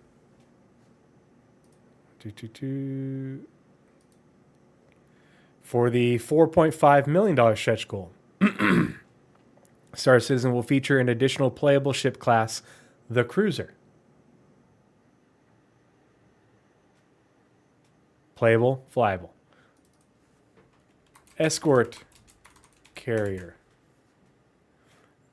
$15 million stretch goal. Star Citizen will feature an additional ship class, the escort carrier. Now that one doesn't say flyable or playable. Bengal. $5.5 million stretch goal. The Star Citizen will feature the Bengal carrier as a playable ship class. And then $6 million, the Bengal carrier will be unlocked for persistent universe play. And so this is old, way old stretch goals. But let's see what they say about flyable. What's flyable? So they mention flyable multiple times. The Gladiator is a flyable ship. The Starfarer, flyable ship. The Retaliator, flyable ship. $4 million stretch goal. Star Citizen will launch with 50 star systems and feature an additional flyable ship, the Drake Interplanetary Cutlass. $17 million flyable ship, the Battlecruiser. So, and let's see what they say about playable, because they're really just these terms are interchangeable on the stretch goals. The cruiser is a playable ship. Star Citizen will feature 4 additional playable ship classes: the Idris class corvette, Origin M50, Drake Interplanetary Caterpillar, and destroyers, multiples. But everybody's like, well, if it's called flyable or playable, then they have to sell it. No, it doesn't say anything about purchasable. It just means that you have to be able to play it in game and use it in game. That's why after these came out is when they talked about the famous, and I couldn't find the original video clip, but I distinctly remember Chris Roberts saying it, where he talked about, finding the derelict Bengal out there and repairing it and putting it back into service, and then it would be a persistent ship in the universe, and you could never own it, but you could control it, and that they would have multiple Bengals. Sometime at one point they said 3, another time they said 4 to 5. This stuff is part of the age-old Star Citizen lexicon. And I found one clip where from 10 for the Designers, this was June 29th, 2015, where they reference these things. And this is something that they've known about for a while. But let's see what they say. Anyway, doesn't matter. It has been mentioned that Bengal carriers are available to civilians only for taking by force or as Rex for fixing up. Would the Crucible-based external repair structure be typically used in that process to the point where it can move itself to a place more suitable for an overhaul than the presumably dangerous place it was found in? Okay, so there's this one, and I just pulled up this one because it's the first one I could find, but there's multiple ones. Chris Roberts refers back to it when he's talking about whether these ships would be instanced. There's a bunch of different times it's mentioned. I just couldn't find the original time when he talked about it. He's doing his little hand wavy thing. But this was after the stretch goals, where they confirmed that you would be able to play with the ship and fly the ship, but nothing. That was the only way you're going to be able to get it, because you wouldn't be able to buy it. So why, if Bengal is a playable ship class, and they use playable and flyable interchangeably, if the Bengal is a playable ship class, why would it have to be true that the cruiser, battlecruiser, and escort carrier would have to be purchasable like these other ones? It's not. These things are mutually exclusive. Yeah, I'm all for no more concepts. I'm all for straight to flyable. I think it's the right thing to do. I think the progress on the backlog has been a very good thing. They have to close up the CCU game eventually, especially as we get closer to 1.0. Remove the confusion. It's fine. Some people are confused about how big a battle cruiser would be. And Jared just got done saying it would be the biggest ship in the game. And if it's the biggest ship in the game, and the Bengal is a playable ship in the game, in some way, shape, or form, then that means that they're suggesting that it would be bigger than the Bengal. And the other way we know about this is in the Squadron 42 trailer and the demo. So the trailer 2023 and the demo they played through at 2024, we see a cruiser and an escort carrier. They're the sort of the things that people called mini Bengals. Well, they're not mini Bengals. They just share a lot of the same shape language, because it makes absolutely perfect sense that RSI would do that. But so I'm going to let this. There's this video from jail, and then this was the other video from jail after CitizenCon 2023 when we just had the trailer. And I'm going to let this shorter one play through while I go and get my water bottle real quick. And you can go through the evidence that he finds and talks about in order to confirm basically that the other Bengal-esque ships in I Held the Line are a cruiser and an escort carrier. So 2 of the stretch goals from here, and you get to see how big they are in pretty close reference to a Bengal. And the crew estimates for a Bengal that CIG have given us are nearly 500. 500. Okay, I'm going to let this play for a second. You can hear Jail talking to get my water. Last year, I made 3 deep dives into the I Held the Line trailer. In one, I analysed every ship at the Battle of Vega and identified 2 capital ships which had previously not been seen in public release. I went over everything we could know about these ships at the time and made predictions about their class designations. This year, we saw almost the entirety of this sequence play out in game, and my predictions have been proven pretty much true. In this video, I'll briefly recap the key points and show how we can tell that this is the cruiser and this is the escort carrier of the UEE Navy. My name's Jail, and if you enjoy videos about lore, languages and little details, you might like to subscribe to my channel. Quite simply, we can see the confirmation of my class designations about 8 hours and 4 minutes into the live broadcast. On the Holoviewer, we see these ships labelled. The UES Corvus is a cruiser, and the UES Argus is an escort carrier. My original identification of the UES Corvus and UES Integrity from last year was based on a Galactopedia article that referenced the Integrity as a cruiser. The cruiser was the $4.5 million stretch goal, and in that stretch goal was described as playable. This represents a wholly new class of ship that hasn't been shown in development previously. It appears to be one of these cruisers that gets destroyed by the King ship's beam superweapon in the Battle of Vega. I proposed the escort carrier for the other ship, based mostly on its flight deck, size, and a Galactopedia article that stated that Pegasus class escort carriers are a standard component of the UEE fleet. The escort carrier was the $15 million stretch goal, but was not described as playable or flyable there. It's not wholly confirmed that this is the replacement for the old Pegasus carrier, shown off early in development and referenced in the character art for Randall Graves, but the name Argus would fit the mythological theme of the name Pegasus, so I do think that this is a full replacement for that model as I proposed last year. That's the only part of my prediction that hasn't been wholly confirmed at this point, but it does seem pretty likely. There is a slight contradiction in the footage we saw. The Argus label appears to belong to the escort carrier, and it appears to be a cruiser that's destroyed. However, the voiceover says it's the Argus that's destroyed. Argus is down. Repeat. Argus is down. Just a little minor detail I noticed. I will probably make some deeper dive videos into the Battle of Vega and updates to the naval uniforms in the coming days, so if that's something that interests you.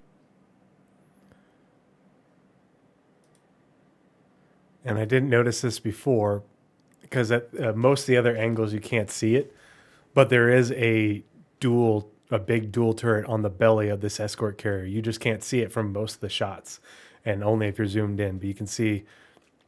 I proposed the escort carrier for the other ship, based mostly on its flight deck, size. It's pretty obvious that that's a turret with 2 guns versus the quad turret on the Bengal.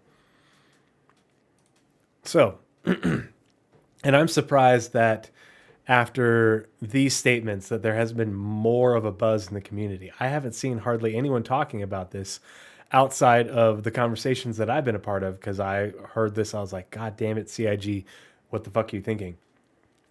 Because if they do sell this, if it does, and I'm vehemently against the crafting of the Bengal like they showed off. Now, to be fair, they said crafting things as large as a Bengal, but yeah, I don't think it'll drop until 1.0. I think this is a multi-year long project for them, not only to build, create this ship, but also to make the interiors of the other ships. We don't know if those other ships even have interiors yet. We don't even know if the Bengal's interior is completely finished at this point. We won't find out, until Squadron releases. Maybe even not then. We don't know. But the people that I have talked to are like, oh, it's so cool, big ship, capital ship, space nerd orgasm, yay. And I'm like, this causes so many problems that CIG doesn't need to have. I'm going to scroll back up to a statement I made in my Discord talking about it. Because the first things first is, people are like, well, CIG needs to make money, and so why wouldn't they sell the ship? What makes you think they are hurting for money? Accept cookies. They haven't released. We had a big May, but everything about this year has been record breaking because people are playing the game. And CIG is adding content to play. And so people are spending money. But practically every month has set records. May set a record for May, obviously, but it wasn't like a dramatically huge May compared to 2024. But this shows that they don't need to sell a ship that would only be available, like affordable to ultra whales.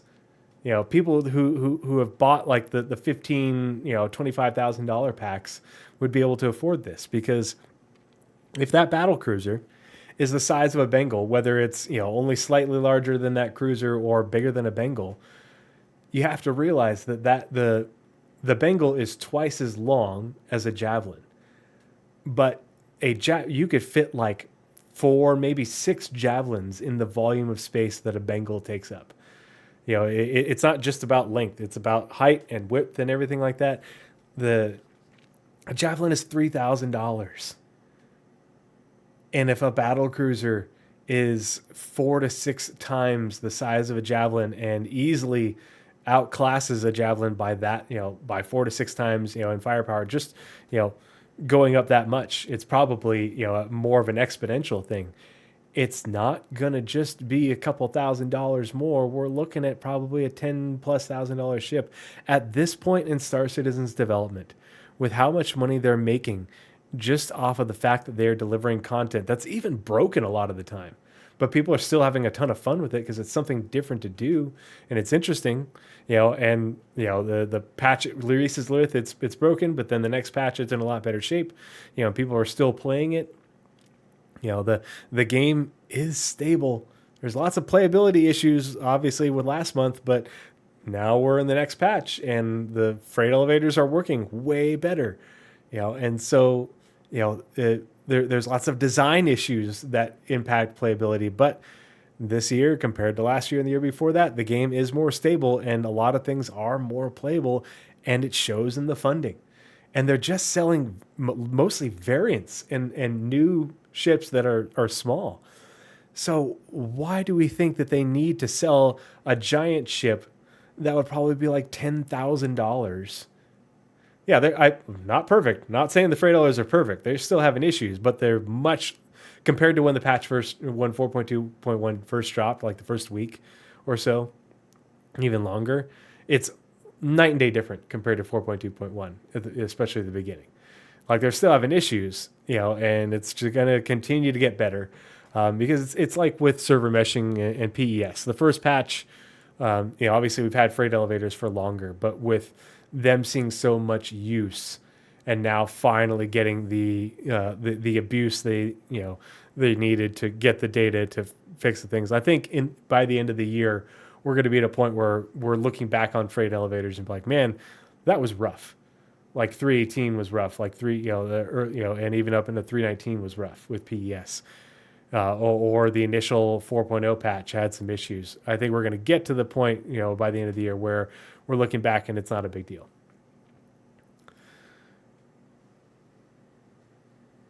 But yeah, I think player activity drives buying. If you have more people playing, you have more people coming back to the store. We can't see the numbers, PJ, obviously. I agree with you totally there. But I think if we had access to the numbers of people coming back and playing compared to previous years, I think we are probably seeing a lot more concurrency this year because it is the year of post 4.0. It's something that a lot of people have been waiting for, just to get in, have server meshing and 600 players. That's a thing in of itself. But I think we are probably seeing a lot more player activity and people, following the game, playing the game more, than they have, drive sales. And so I don't think that they need to shake up this recipe by saying, oh, we're going to release this capital ship that, in my estimation, it really has to be like $10,000 or more. Well, if it's $10,000, how many people can actually buy that? How many would they actually sell? If they only sell javelins in a few dozen at a time, if that, how many are they going to sell of this Battlecruiser? A few dozen, maybe a couple, a low couple hundreds over, several years or something like that. If that times $10,000, nets them, several $100,000, maybe a couple low millions. When we're looking at like $90 million before the end of August this year, I just don't see a need for them to feed the flames of pay to win and to fan the fires of the greater gaming community that sees Star Citizen as this Store Citizen issue problem by releasing a ship like that that's really only going to be available to whales when they clearly are doing really well catering to people with who don't have that kind of money in their pocket. And even if they sold a fairly sizable number of them, it wouldn't make a huge change in this overall number because you make more money by selling things that are more things that are affordable than you do by selling fewer things that aren't. Yeah. Riggsy and I disagree. If it was a drive for money, CIG wouldn't spend all their money on development. They don't. There's no profit sharing. It all goes back into funding the studio. If it was all money driven, if it was all about money, we wouldn't be playing the game we're playing today. They would have taken all sorts of shortcuts and we wouldn't have the Star Citizen we have today. We wouldn't have the vision of 1.0 that we have if it was all about money. It is not all about money. Yeah, they need to keep the lights on, but they are clearly doing a great job of keeping the lights on by not catering to whales. And that's what this would do. It would cater to a very small, ultra minority of whales, while at the same time further alienating the greater gaming community and hurting CIG's image for no reason. You know what would really help CIG's image in this year of content where we're having increased playability, which generates increased revenues, is if they did what they talked about with these capital ships and made it so that way you could find them and repair them with engineering and repairing gameplay and control them and not own them.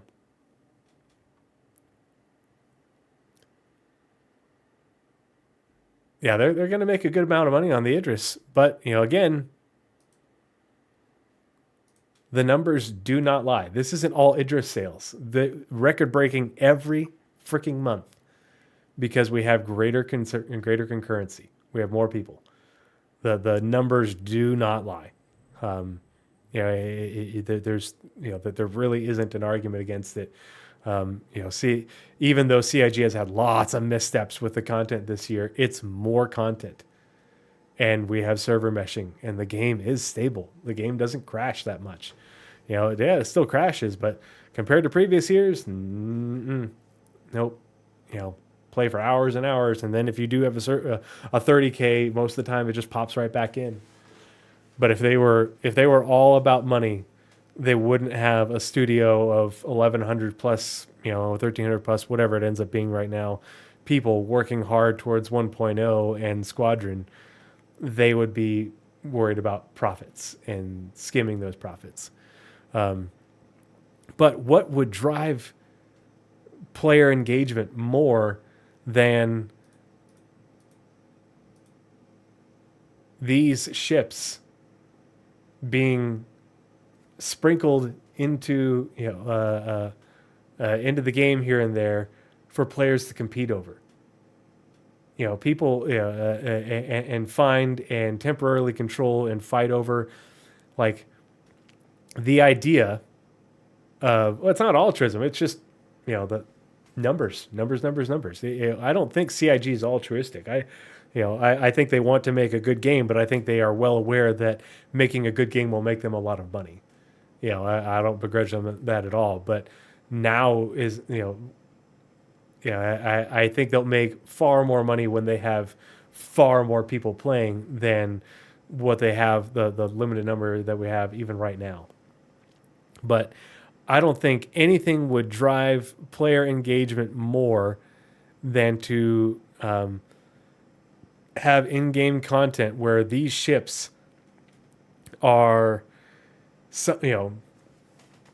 a handful of them, the cruiser, the escort carrier, a Bengal, even the Battlecruiser, are sprinkled, in deep space somewhere in a system yet to be released, where players have to compete to find the ships, and they have to compete to, once they found it, okay, keep it a secret and repair it, and hold on to it. Meanwhile, you're playing cat and mouse with the Vanduul, because obviously these would have been lost in Vanduul space. I don't think there is a lot of people love to give Chris Roberts a lot of flack, and a lot of it's very well deserved, for the promises he's made and the predictions and stuff. But the dream of Star Citizen, the goals of Star Citizen, the ideas of Star Citizen are good and they are valid. And the idea of having these massive capital ships be derelict wrecks in space that you can rehab to then control and use for your own aims is one of the best gameplay ideas I think I've ever heard. I don't think there's anything that CIG could ever do that would drive more engagement than this. Now, obviously, it's still years away, because we have to get Squadron in the game. We need dynamic server meshing. We need more systems. Blah blah blah. But it's one of those things that would drive massive amounts of players to the game that aren't already playing, just to partake in the level of epicness that this would amount to, the absolute chaos of the Ben Harriman report on the TV in New Babbage. And it says, breaking news, the UE 8th Fleet was dealt a crippling blow, in, I don't know, Caliban today, when they were ambushed by a kingship, a Vandal fleet led by a kingship. We're getting reports of multiple capital ships lost, and the fleet fleeing in disarray, and ships unaccounted for.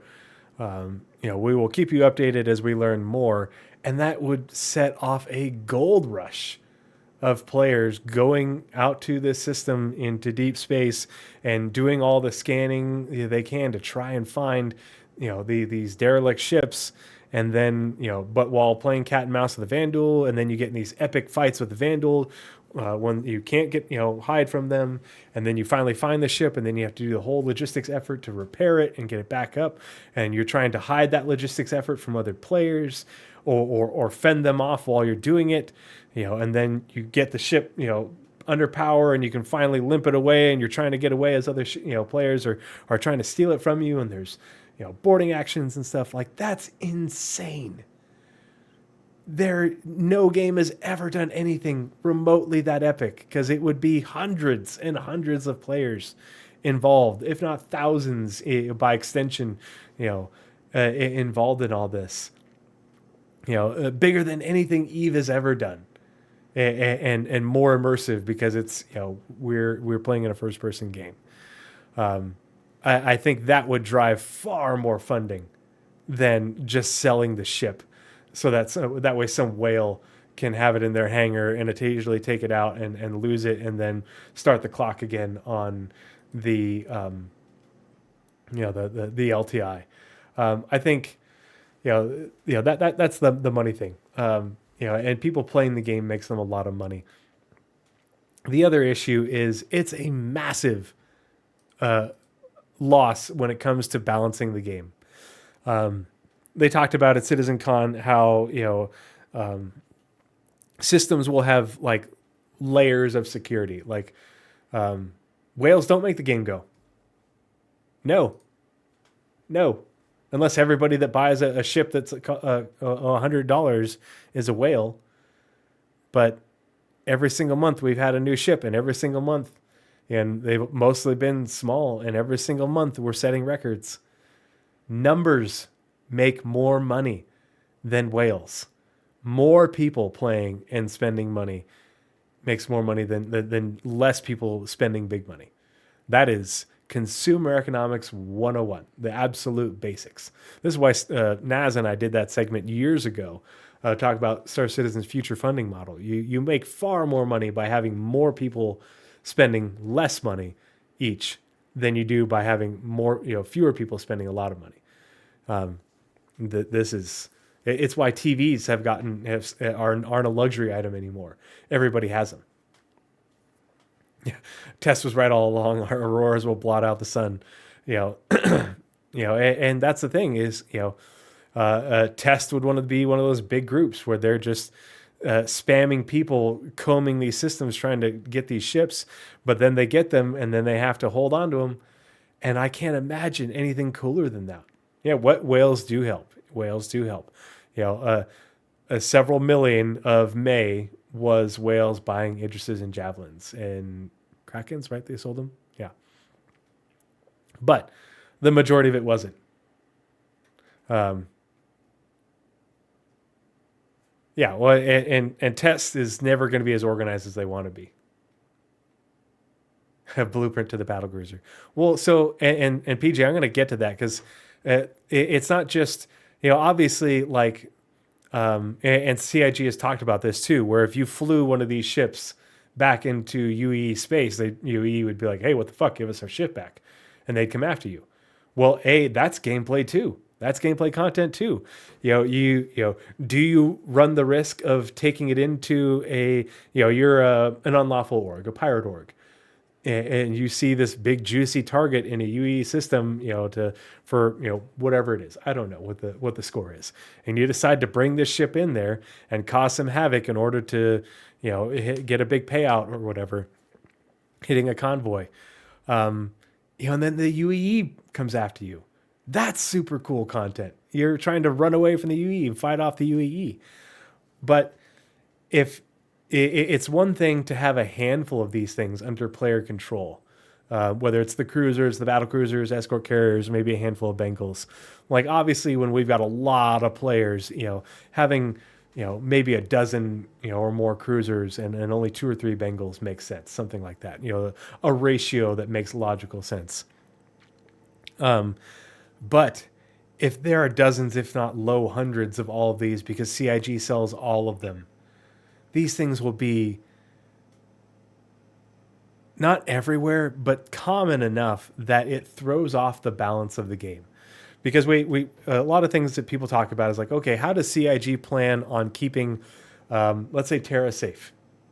Well, the main way that they keep Terra safe and they keep players from rolling in with their Idrises and their Javelins and pirates or just troll groups just absolutely wrecking house and causing havoc and the universe not being believable anymore, and players who aren't interested in PvP don't have this, relatively safe space because at any time, somebody can come in and fuck shit up. If the UE always has the biggest stick and more of those big sticks, it makes it far easier for CIG to balance the game and make it believable if, a pirate fleet warps in with a couple of Idrises and a javelin or two or something like that, or a bunch of trolls just want to attack Port Tressler and cause absolute havoc. Okay, yeah, they'll get away with it for a short period of time, until a UE battle group warps in and, fights them off. Because the UE could, Ernst Bishop's battle group could warp in with cruisers and a battle cruiser and a Bengal and some escort carriers and everything that goes with, and they would always have the bigger stick. And even though you might have players with a lot of Idrises and javelins getting together, the fact that you have ships that are far larger and far more powerful means that this ultimately the UEE would always be able to feasibly win in a way that's performant. Now, if you have this same group and they don't just have Idrises and javelins, they've got cruisers and battle cruisers, because they've got some whales on their team, and they come in and they wreck house. And you've got a player run, I held the line level battle group, just causing absolute havoc in Terra. Imagine how many NPC ships of this class would have to warp in, how many UEE battle groups would have to warp in order to fight them off. Does anyone in their right mind think that even with dynamic server meshing for the network and server side, and Vulkan multi-threading on the client side, that the game would be able to handle that? That it wouldn't just absolutely cause everything to burst into flames? There's not a snowball's chance in hell. I'm very optimistic, and I'm very encouraged by what they've said about Vulkan and multi-threading for it, and the capacity for dynamic server meshing. I don't think for a second that a player-led battle group of this size, that we have in this video, this player-led, could go up against, 4 of this NPC-led and not just cause everything to burst into flames and absolutely melt. There's no way. Not with the technology we have right now. I just don't think it's possible. And if it's not possible, then that means that we have no way to combat the players that would inevitably do this in a realistic manner. So then what's the alternative? How do we make the universe believable, if the UE doesn't have the biggest stick? Because if they don't have the biggest stick, it means they have to bring more sticks and overwhelm them with numbers. And I just don't think the game can handle that client side or server network side at all. And people have called me a white knight, and I'm like, I'm not white knighting that. I don't think that's a realistic expectation in any way, shape, or form. The NPC ships would get a buff, but do you think it's reasonable that the NPC ships would get a buff so substantial that they'd have such a overwhelming advantage to, again, be believable or realistic? Because then once you go against them, and sort of closer to a one-on-one, then it's not believable at all.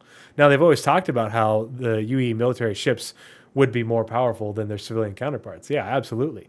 But I don't think we're looking at the, if they did sell the battlecruiser, that it would be so heavily nerfed in comparison to the UE version that it would be, a reasonable thing. I think the only way that would happen, how would they instance it? How are you going to instance that so that way, how are you going to make it instance if players decide that they want to cause havoc around New Babbage and Port Tressler? You can't just instance that and make it so no one else can join in and no one else sees what's going on except for that there is not a way to make this work in a PU environment. It's one thing to create missions that generate an instance that you set your quantum swivel point to and you warp to it and it puts you in a new instance. But there's no way to make a location like Port Tressler an instance, a target of a player pirate faction that could wield a fleet like this because they paid for it with money. Or even if they crafted it. It's one of those things where you have to come to the realization that this is game breaking. I don't see a way around this that's realistic or believable or reasonable. And it doesn't make a lick of sense lore wise. The UAE is in this like struggling for survival war against the Vandul. And, we've been getting our asses handed to us. We finally, stopped them at Vega, and we're trying to go on the offensive. But at the same time, the UE government is, it has infighting about funding for the UE military and everything. But somehow the UAE has extra battle cruisers and cruisers and escort carriers and Bengals lying around for players to buy. No. Not a snowball's chance in hell. These things aren't going to be part of the militia mobilization initiative. They're trying to get as many of these things off the line, in order to build up their fleets and sustain them. They don't have extra. That's not a thing. They're not going to have extra. If they had extra, the hundreds of billions of people in the UAE would be getting conscripted into the military in order to win this war for good. They don't have extras. We don't have there's no way that RSI has the production capacity to churn out side project super capital ships for players, let alone the UAE, which is far from a benevolent government, isn't going to give anyone these ships. When they need these ships to fight off the Vandul, they're not going to, put these up for sale on the militia mobilization initiative for some organization to buy them to use them to fend off pirates. That's why they're selling surplus smaller capitals, and that's why they're selling the Polaris, because that's all you need to fight these smaller pirate groups, because the pirates don't have a Vandal capital fleet to fight with.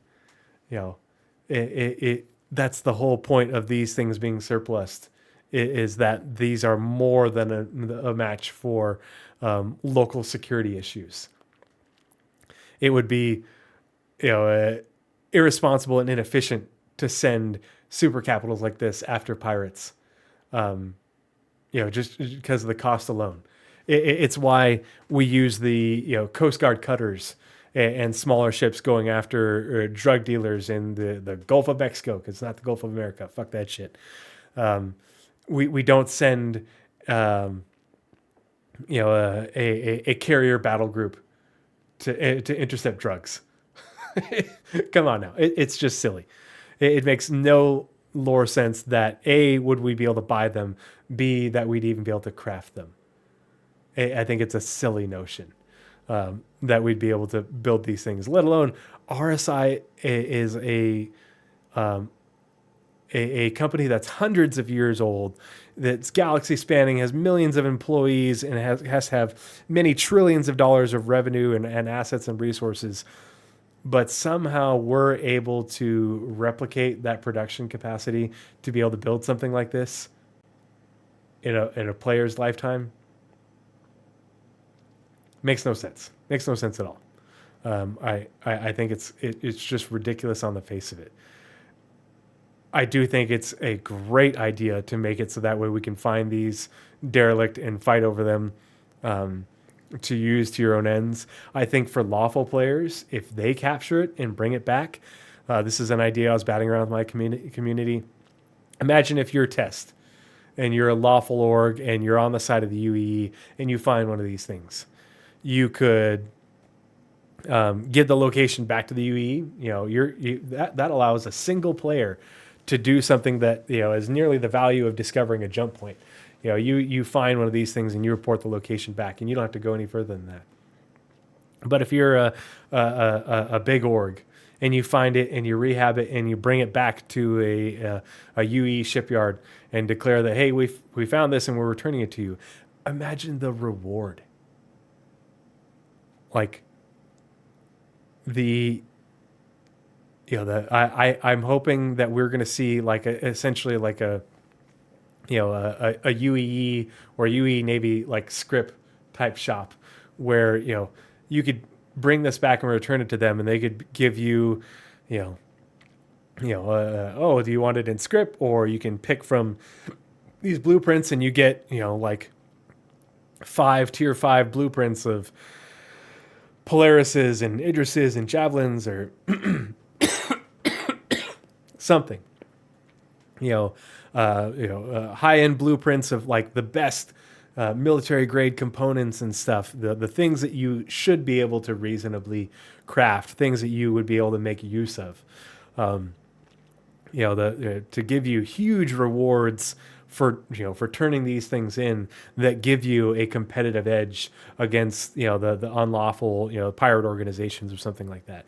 I think that's a great way to create content for everyone regarding these super capitals and having the experience of finding them and being aboard them and repairing them and flying them, and using them.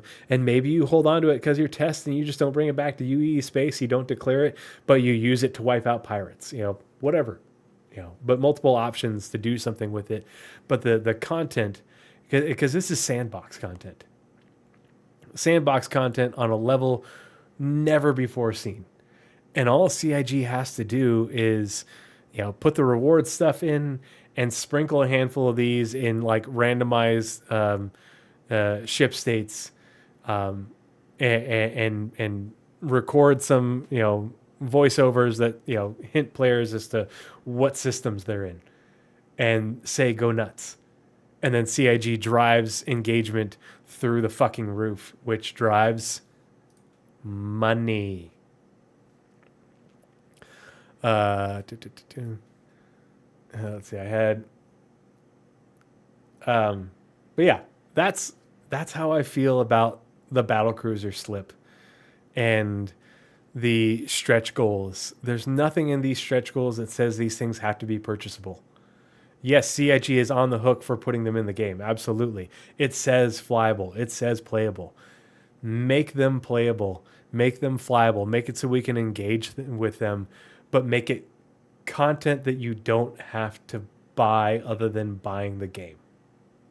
And I feel like that goodwill for CIG would pay far, far, many, many, many, many, many exponentially greater times dividends than just selling them. Selling them, which just absolutely cheapens the Star Citizen experience in a way like nothing else like no other mistake they've made since does. Remember the big hoopla with the sale of the F8C when they said that people said they'd never sell it. Well, they never said that. They never said that they wouldn't sell it, and they've never said that they would sell these ships. Never even hinted at it. They've said explicitly that they wouldn't. And all they have, and they know what kind of hoopla they had with the F8. Imagine the vitriol if they sold these ships to mega whales for big bucks when they said that you wouldn't, and that it would be in-game content for players to engage with. No, I will never buy a Battlecruiser. I'm done buying expensive ships. The only thing is if they ever made my Javelin-sized LPD, I would buy it. I would find a way. I'd probably sell a gun or two to make it happen. But I've got a few more points to talk about from Star Citizen Live. I know that was a long tangent, but I think it was a big deal. If you want to watch these other Jail videos, I'll put the links in the show notes. Jail hasn't made any content in a while, but I think these are worth watching. He does a really good job of breaking this down. I think it's beyond a shadow of a doubt that these are the cruiser and escort carrier. But yeah, let's talk about the Wolf components. Let's see, it's 102.52.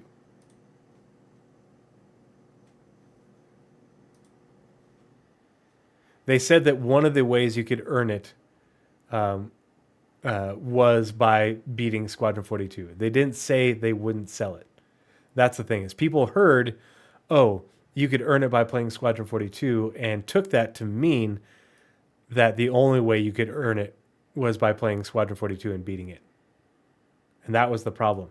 It became a Mandela effect statement within the community because a handful of people from way back when heard the one thing and thought another.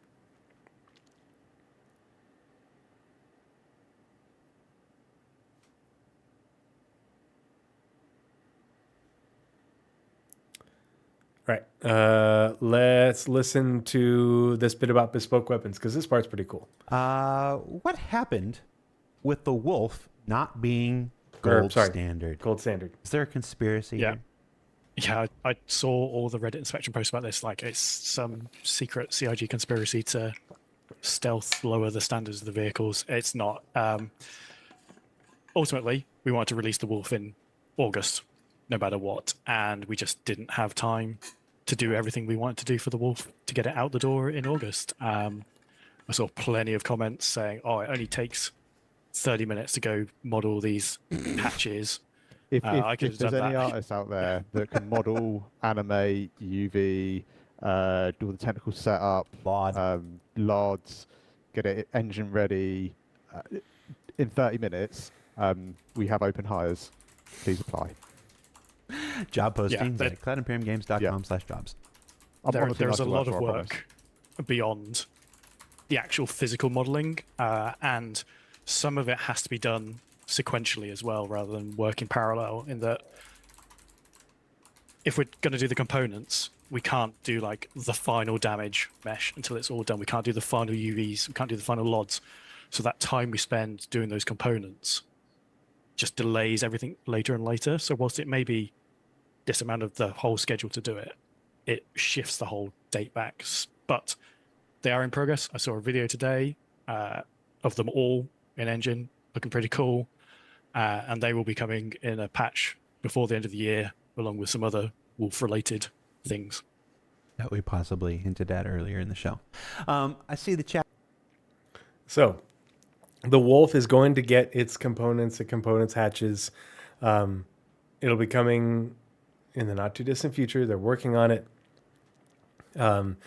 And they just basically confirmed that the Wolf is one of the ships with bespoke weapons that will be getting additional bespoke weapon options.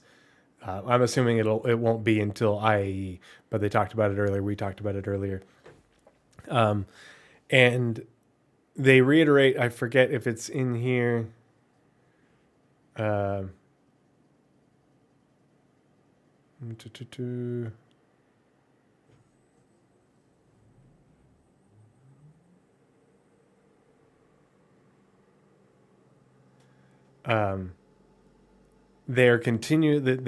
it isn't just the Wolf. They are.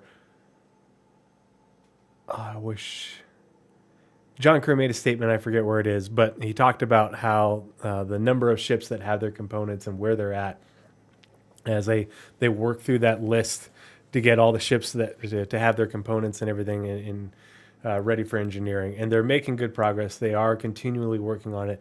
They do more and more ships with every patch, and they talk about that here in SCL. I just forget where it was.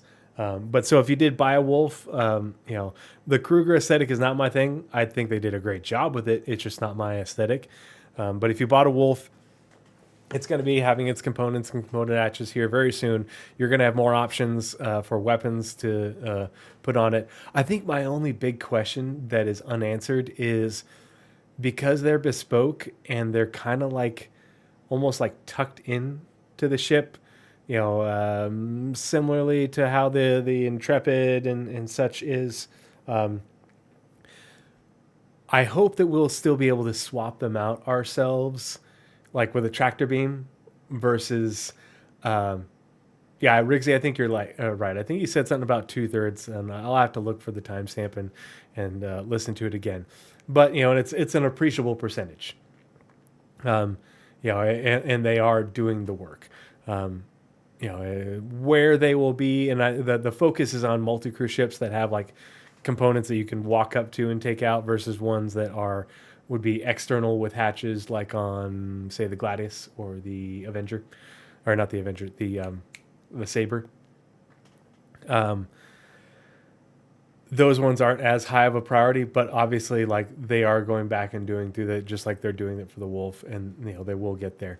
The question is, will all of them be done in time for engineering? I think with this delay in engineering from it not launching with 4.0, I think has given them the time that they need to probably get most, if not all of them done in time for engineering, but we shall see.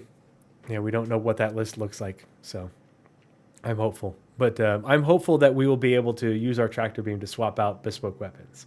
That it won't be a thing where you have to go back to your hangar, store the ship, swap it out on your mobiGlas, and then re-request the ship. I hope we have that immersive component to being able to yoink off, yoink on, to do it on the fly like that.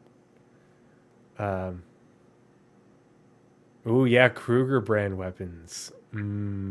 Yeah, I would like to see, especially if they're going to make bespoke weapons, make some. With the new aesthetic of the Kruger Wolf, the Kruger aesthetic, I would like to see like some new branded weapons that look different. Maybe new weapon brands. Okay, this one is the last one before the last big thing. All right, so 1 hour, 15 minute, 38. And this one is going to require some speculation from you guys because I'm not sure what to think about it. Something I hope you can say some more about. Any update about rearm, repair, and refuel from a hangar inside a capital ship like the Polaris or Idris? So this is one I can talk a bit more about. Like this is on the feature team schedule to be delivered in the near future. I'm not going to give a date, and it's required as part of some other planned content, where we're going to allow ships to land inside, select other ships, and then be able to refuel, rearm, repair on board those ships using the parent ship's resources inside their cargo grids. So if you've stocked up your ship with RMC and hydrogen fuel, the ship that's landed in will, at this moment in time, may change when it releases, use the existing mobiGlas repair rearm screen and go, I want to repair rearm, and it will take it from the resources. And I think. Go ahead. Oh, go ahead. I was going to say, I think it's not technically like blocking us from releasing any ships apart from, I think, the Crucible. If there's others, I can't remember them right now. But I do think it will add a lot to. Oh, thank you. The the kind of the Battlecruiser experience that isn't just focused around. Well, I guess it is still sort of related to combat anyway, but I think it will it will still add a lot of kind of gameplay to some of our larger kind of multi-group ships. Now I do want to clear up some stuff, folks, for Kemi. Hey, Kemi, been a while, and folks who are saying Ironclad and Crucible and stuff. No, this is what John said, and I want to reiterate this here. Select hangars of existing ships. This isn't something for new ships, although it is something that will apply and make things like the Crucible and the Vulcan possible down the line. This is making it so, let's just take a ship with a big hangar as an example, like an Idris. If you have extra munitions, you have extra fuel, you have extra repair goop or whatever sitting on your cargo grid, and somebody lands a ship on the same cargo grid, you can reload, rearm, refuel, and everything from that stock. It's not going to be every ship. It's not going to be every hangar, but there will be, like I said, it's on the feature schedule right now, and it's necessary for some of the interesting content that we have scheduled for the next year. So, know when, but So it's on the feature development list to allow for repair, refuel, rearm in the hangars of certain ships like the Idris. I'm guessing probably the Polaris too. If there is stock of those supplies, I'm guessing either in the hangar, or I don't know if they mean if they also include the cargo bay, because like obviously the Polaris hangar is separate from the cargo bay, but the Idris, there's cargo decking in the hangar. In comparison, what will that look like? B, that means that they have to give us those resources to be able to buy, and they are physicalized. So fuel, you've got the RMC in like the canisters. I don't think they're going. I don't think they mean just like putting, a whole bunch of little canisters dropping down on the floor. We can already restock missiles, and but we need to be able to buy those and be able to move them around, in your inventory and stuff. But they also need to have essentially ammo, munitions, bullets. And so we need to be able to, have a crate of those and have that on your hangar deck to be able to refill your ballistic weapons. But they say it's for content that's coming in the next year. I haven't a clue what that content could look like that would require that functionality. Yeah, supply tenders, that's definitely going to be a thing, because you can only carry so many supplies on your ship. People, I think those things are going to take up a lot more space than people realize, and you're going to burn through it faster than people realize. You're going to need to maintain a supply chain. But I can't think, I don't know what gameplay, what content they could be hinting at that would require that functionality. And obviously, it's going to be very specific to only a couple ships. So are they saying that content is going to be locked behind having those ships, or having friends that have those ships? Or is it going to involve NPC versions of those ships, where you have to have that functionality to land on an NPC Idris, and you can restock, refuel, rearm from an NPC Idris? Are you going to be having to resupply NPCs who are landing on your Idris? And then again, are you locking that content behind? What would require that functionality to be there? I haven't a fucking clue. And so I was going to put that out in my Discord as a question to hear what people come up with. Put it out on Twitch, and also probably make a YouTube community post. But when I heard that, and Jared got all suspicious like about it, I'm like, huh? What? Yeah, what would require that versus something else? What could we have in game that would require that would, need, we would need to have that versus going back to a station? Yeah, I mean, obviously we're going to eventually need it, but content in the next year that he's talking about, and introducing it in the next year before like the fully fledged version for all ships and such. Essentially, I think he's saying specifically Idris and probably Polaris, and that's about it. But that's very specific content, and I don't know what to think.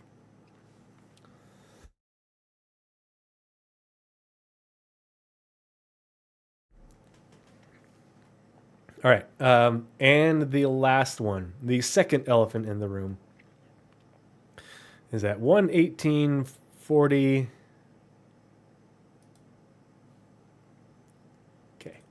we'll talk about this one for a little bit, and then it'll be time for me to call it a night. Next month. How are drones such as repair and medical coming along? Cool. It's the drones question that chat It's has the been asking drones for. question. So drones are being developed as part of base building. Obviously, the Apollo is coming next month. That So means base building is coming next month. That's not what it means. Or someone in chat says that.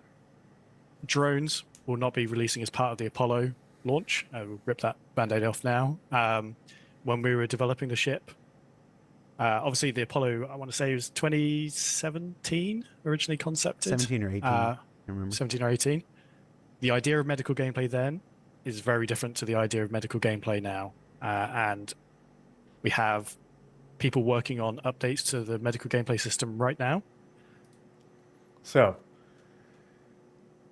are they talking about the updates that are just coming in the next patch? Are they talking about significant updates? Are they talking about full development of the next tier of medical gameplay? Because remember, they only ever released tier 0.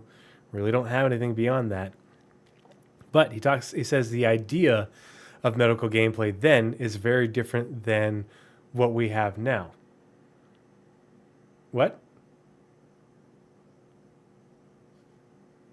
The Apollo was concepted in 2018, and we didn't know anything about medical gameplay. We got medical gameplay like, what was it, 2 years later? We got, what was it, 3.12, where the initial medical system came in, tier 0 with actor status tier 1. Not that far removed, but the drones don't have anything to do with medical.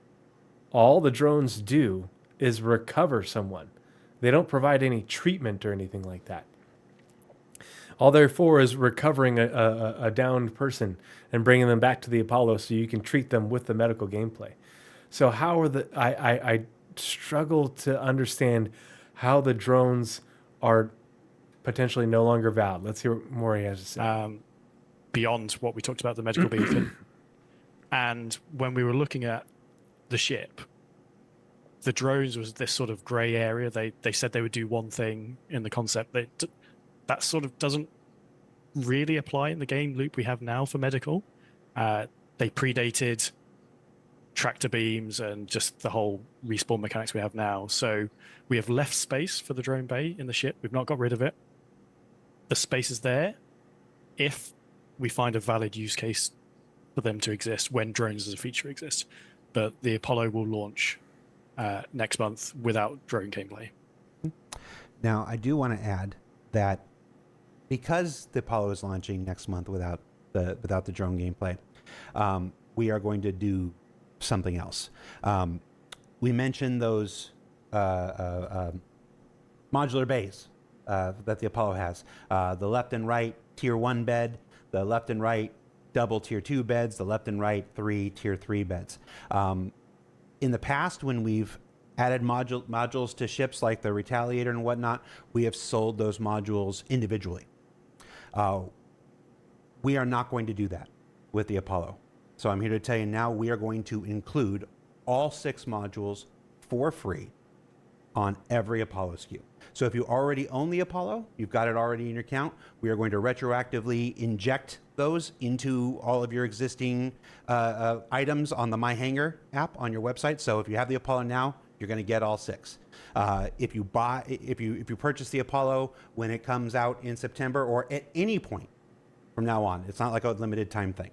If you purchase the Apollo from any point from now on, it will come with all 6 bays. So that's just one of those things. We were just looking at it, and it's like for all the reasons John said, absolutely completely valid about not including the drones at this time. We still felt there was something more we could do to kind of ease that switch over. So this is what we're going to do.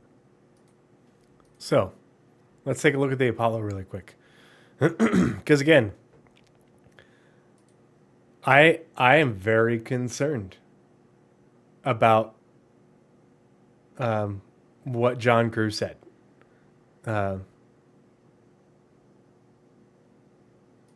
Let's listen to this one more time. what we talked about, the medical beacon.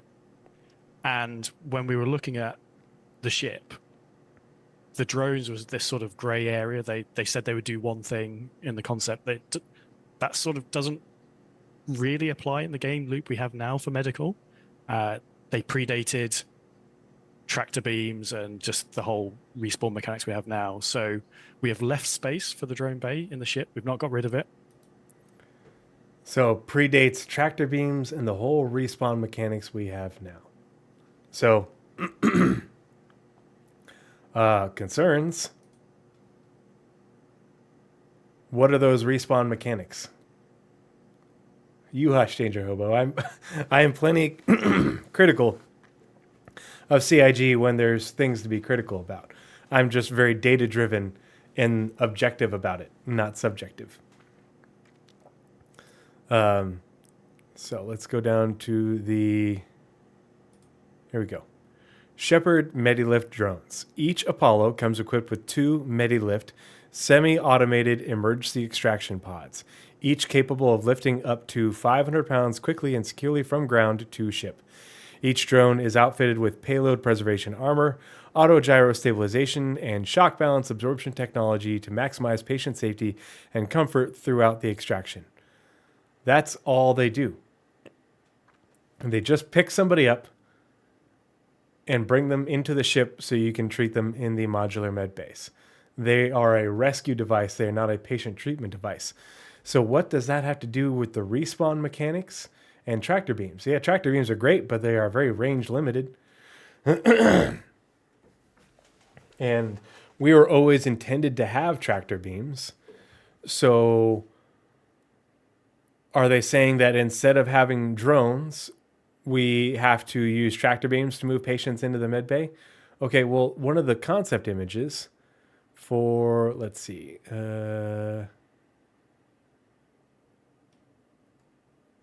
let's open the brochure. Read the brochure.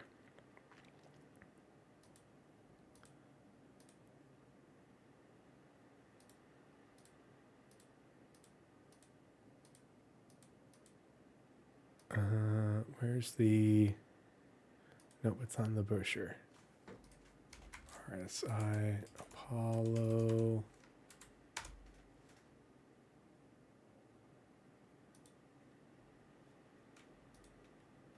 Okay, so here is a drone. Here's one of the drones.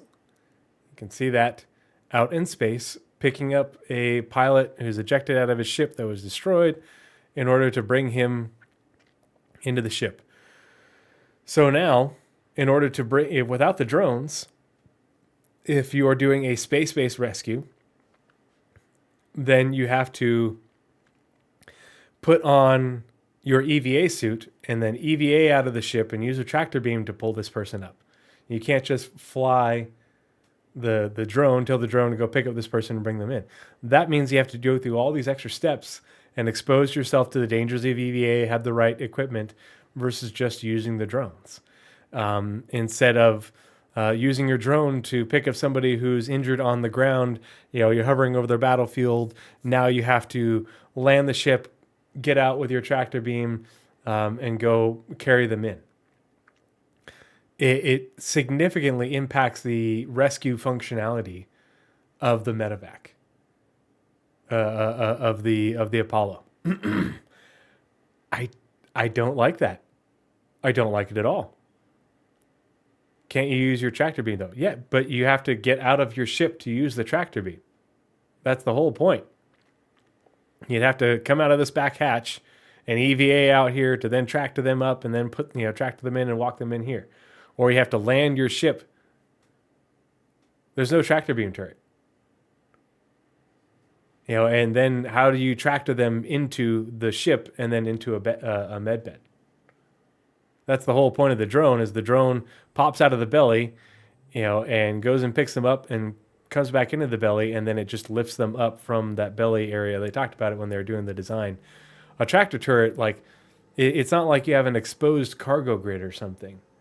You can't, how do you tractor beam somebody who's outside the ship into the ship? That's what the drones did. I mean, they could have added one. I just don't know how it would work. And if they're already developing drones, just stick to the plan and eventually put them in and do the thing. If you like, I don't know, like I don't see what the big deal is. It's more work to redesign the ship to add a tractor beam and make it so the tractor beam can somehow get someone into the ship without you having to EVA out of the ship or get out of the ship and land. I don't know. Maybe they created a belly thing that comes out like the drones did and the tractor beam, and you tractor them up into there and then it lifts them up. I don't know. I feel like they would have said that if that was a thing, because otherwise they said they left the space for the drones and that they would evaluate once the drones are developed, they would evaluate whether the use of drones fit with the ship. But they are saying the issue is it doesn't line up with the tractor beams and the whole respawn mechanics. And so I feel like he's talking about FPS tractor beams and the use of those for moving people, because that's what we do right now. We use an FPS tractor beam. But then he talks about the respawn mechanic, which makes me even more worried about regen and the abuse of it and just rampant regen respawn versus using medical gameplay. It's a direction I don't like. I do not like it. I want more medical gameplay, less cheap regen respawn. And he says they have people working on medical gameplay right now. And we haven't heard hide nor hair of that in the monthly reports. And we've heard no details about that. And I don't like being surprised. I don't like being taken aback. Like with medical gameplay, the last time we got a surprise about that was with the Nursa, where they came out of fucking nowhere and tried to gaslight us into saying that regen was always the plan. No, the fuck it wasn't. It absolutely was not. I had the receipts. Yeah, here, let's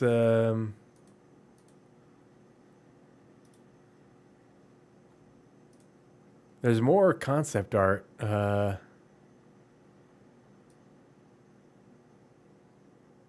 For the maybe it's in I think there's more concept images for the drones in, maybe it was the jump point.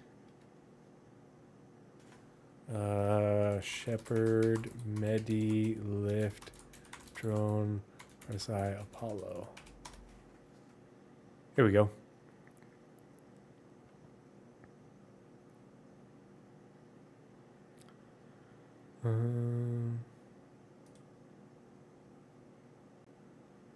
Yeah, these guys. And it like uses like a force field thing to hold you in there, and yeah.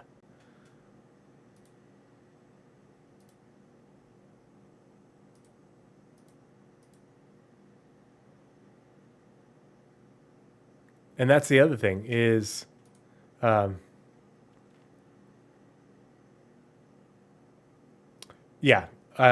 recovery tier 0. I think that item recovery, once it's fully developed, has the potential to be a good system. In the initial pitch, there are aspects of even the higher tiers, and I was like, no, I don't like that. I think it's dumb.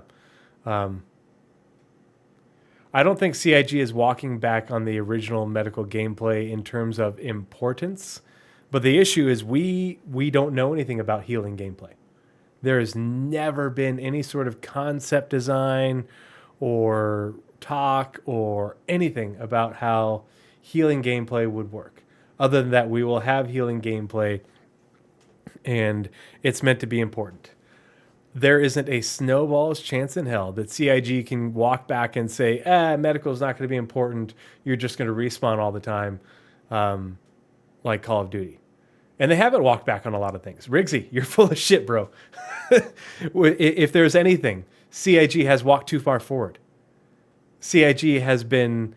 that's why everybody talks about feature creep, is because CIG doesn't walk things back. They expand on things. They make things more complex. They stick to things when it's like, you could have made this way more simple. Everything. so many of the things that we are seeing developed now, finally, this far into developed, are things that CIG has been talking about since the beginning that they wanted to do.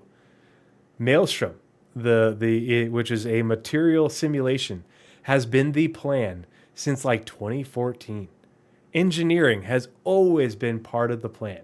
Mining and refining, all that gameplay stuff, always part of the plan. It's just a lot of things had early concept and ideas thrown out there as how they would work. And all they said for medical is that medical would be important. We're going to have multiple levels, tiers of medical and healing.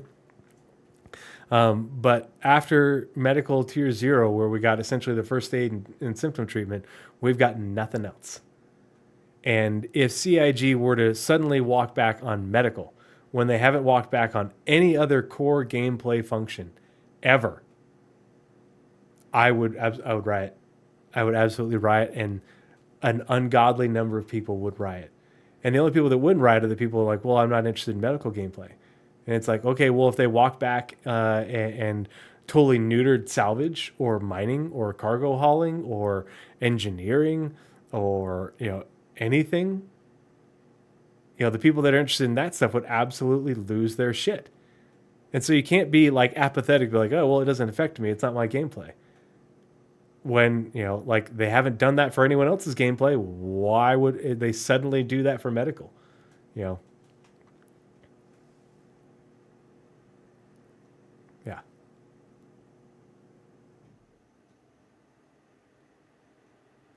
Now, the NPCs are still going to walk on your ship and perform functions.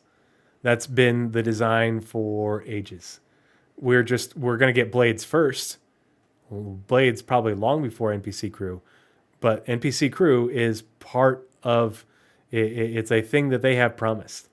It's a thing that they are developing, and it's part of the way they've developed all AI is to be able to do those sorts of things and to interact with those things. NPC crew, NPCs, the way they do behaviors and animations, they make it so anything a player can do, anything a player can interact with, an NPC can interact with. It's a core part of the game's design, but it requires a lot of extra support. But we're not getting rid of blades for turrets. NPCs are still going to utilize turrets just like NPCs are going to do engineering functions and reloading functions, and but it's complex, and so it's going to be a while. But there isn't a snowball's chance in hell that CIG is going to walk back on that. They haven't walked back on anything else, and that's why we're 13 years into development. Is because CIG doesn't. They no NPC. They have confirmed that NPC crew aren't coming before 1.0. That NPC crew are coming after. That's a confirmed thing. That's something they said at CitizenCon. This is a known thing. So yeah. So I am very concerned about the way that he sort of generalized and was sort of cagey and didn't want to talk about medical gameplay, because it makes me think they're going in a direction that I do not like. And that medical gameplay will still be a part of the game, but it won't be, they're leaning more into cheap regen respawn versus medical, whereas medical was always meant to be the primary driver of things. And I don't like that direction. Hey, you don't have to be good at the game to have fun. I'm not good at the game. I love the game. I'm not good at. I can't dogfight for shit. I'm terrible at dogfighting. I'm only okay at FPS. But I love the game. I love the universe. I love the things that they've designed. I love the complexities that they've built into it. The aspects of simulation. I think it's all important. But I do not want to see them cheapen medical gameplay in order to enhance regeneration, when everything about regeneration up to this point has been about not cheapening medical gameplay. If if you read everything about regeneration, it's a adjunct as a last resort, with medical and healing as the primary function. And going back on that, it would probably be the biggest break of faith that CIG could has ever done, in terms of breaking with the faith of the community, because we have waited longer for medical gameplay than most everything else, because we've gotten just this little snippet of medical gameplay, and we've got we're about to have a whole lot of engineering, and we've got mining, we've got cargo hauling, we've got lots of combat, but medical and healing was always meant to be a core functionality of the game, and it's just been sitting there, hardly used, for ages, just getting teased. The BMM is a ship. It's not gameplay, it's a ship. It's a ship a lot of people want, because it's been around a long time, but it's a very niche gameplay thing, and it's not a core function of the game. Whereas medical is meant to be a core medical and healing is meant to be a core function of the game. That's why Death of a Spaceman is the way it is because you are meant to heal and not just die and be reborn all the time. You're meant to be healed the majority of the time. You're not supposed to frequently have the big die. You're meant to get downed. Yeah. And we don't have player-to-player trading. Player-to-player trading is part of 1.0 plans. Who knows if we're going to see the BMM before then. That's the last thing I have to say about SCL, but I got to find a post to share with you guys. Hold on, I'll find it. If you missed it, there was a French article interview with Chris Roberts talking about Turbulent, which is now CIG Montreal. They've renamed it to CIG Montreal. Hold on, let me find the article.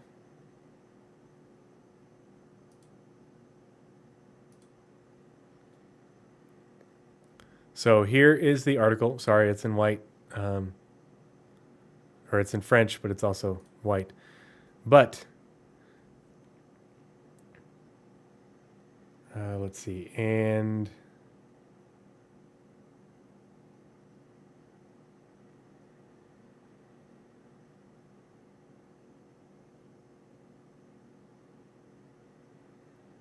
where is... Oh, no, it was in the Star Citizen News channel. Hold on. So, in this article, Chris Roberts, right here, the article reports says, which has been available in a pre-official version since when CIG Montreal will work on refining the online game Star Citizen, which has been available in a pre-official version since 2017, but whose official launch version, Star Citizen 1.0, is now promised for 2027 or 2028. Ooh, CR, more dates? Really? You're going to do that? Ouch. But let me find...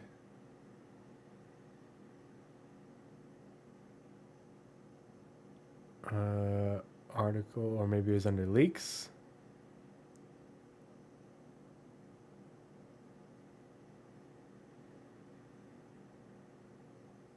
No.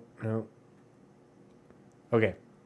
Anyway, someone confirmed that they reached out to the author of the article and confirmed it wasn't just an offhanded thing, that CR actually said that they are targeting 2027 to 2028 for 1.0. Now, do I think that's reasonable for a lot of what's on the 1.0 list? Yes. For all of it, no. I don't think that in 3 years they can get all the story locations that they want out. Not story locations, the story content. They talk about those sort of like local storylines, at the different, each of the different landing zones and planets and stuff. I think that's a lot of content to develop in 3 years on top of what they're already developing and on top of the feature development that they have to get done in that time frame. I think the majority of the features that are on the 1.0 list they can get in because the majority of the features are well into development and that's still 3 years ahead. But I don't think that the content promises that they've made for 1.0 are something that they boy named all it is just hearsay, but they the I will let me hold on. I'll see what I can find because it was Odysseus posted it. Control F. Let's see from.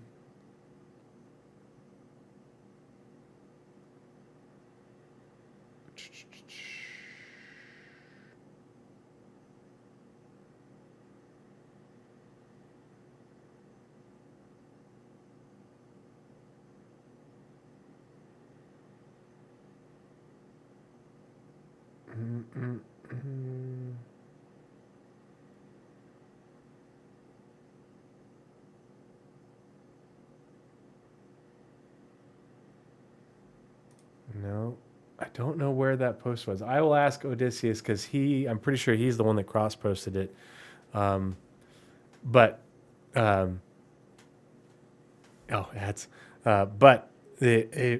I was told that the community reached out to Elaine McKenna regarding this article, and that they did confirm that this was said, that it was,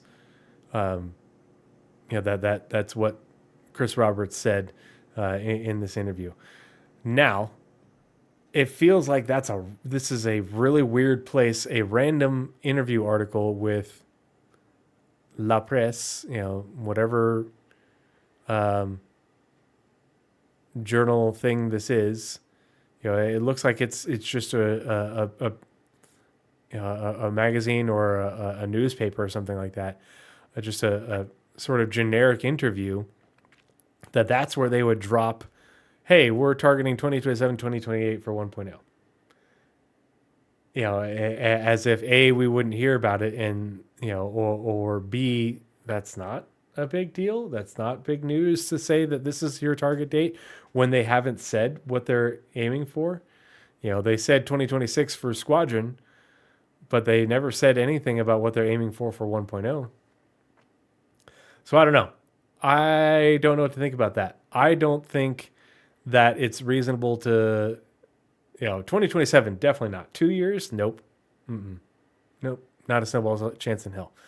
But even 3 years, like if you look at the 1.0 release view roadmap, I think the content things are the CIG. This is CIG's first content driven year. And they've obviously had some missteps. But the things that they've promised in terms of content for 1.0 are huge. And that's a lot of content to generate in 3 years, in 3 years' time, on top of content that goes with a lot of those features that they're developing. It's a lot of pieces to put together. And I think tech and feature-wise, they'll probably get there or be close. But it's CIG, and only because CIG is so far along on all those features, and we've seen so much of the development already, but we haven't seen the development of this content. We haven't seen CIG's ability to produce large-scale, big, polished content at the level that they are targeting for 1.0 and what they've talked to us about. And so we don't have anything to back that up, whereas we do have at least the evidence that they've done a lot of feature development, a lot of tech development. We have, static server meshing, and they're well in development on dynamic server meshing. Like, that's different. So I remain very unconvinced, and I think that's a lofty goal and probably something that should not have been said. But we'll see. But that's all I've got for this episode of, let's go ahead and change windows.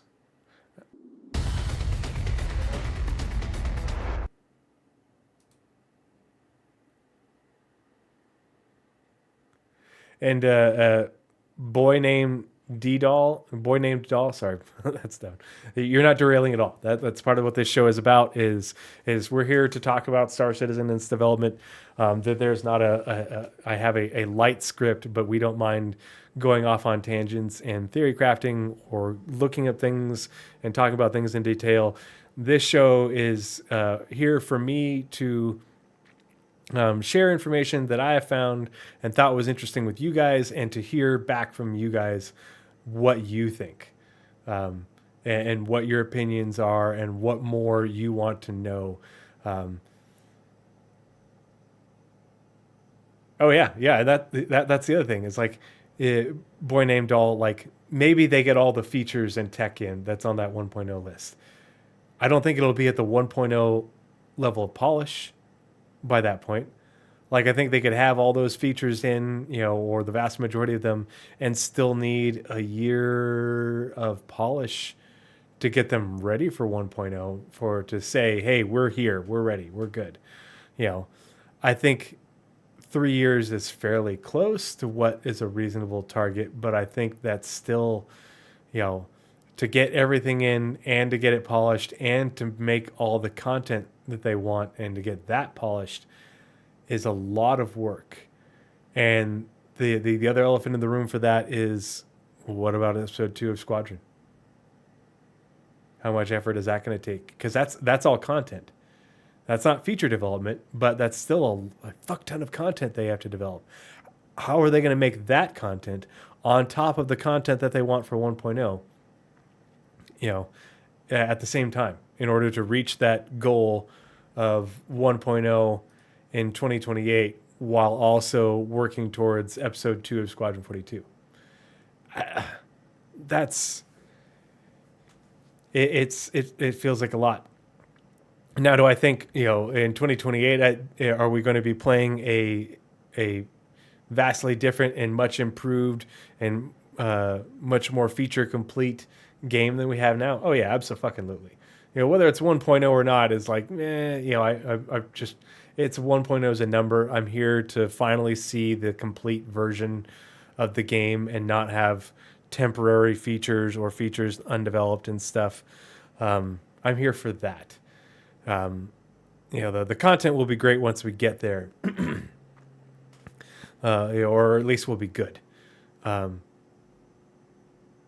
But there's still so much to do. I feel like that's pretty ambitious. 3 years is a lot of time, and they can get a lot done. I just don't think they're going to get it all done. But that's just my opinion.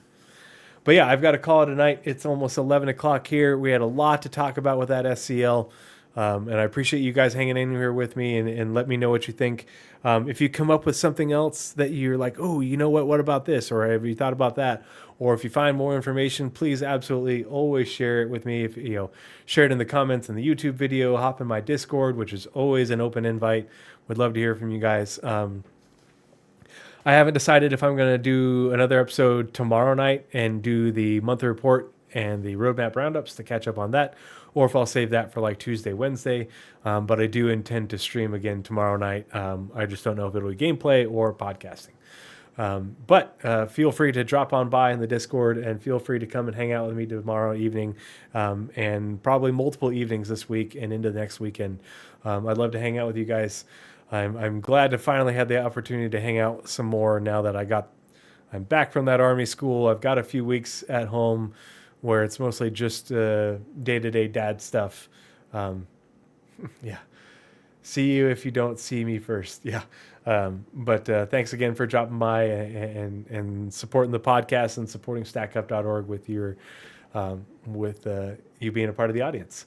But let's find someone to raid. We always got to pay it forward. And let's see who's around. Ooh. Oh. The 5-star. I love the 5 stars Shadow Patch notes. If you don't watch those, you absolutely have to watch them. I always drop them in my Discord. We're going to raid the 5-star.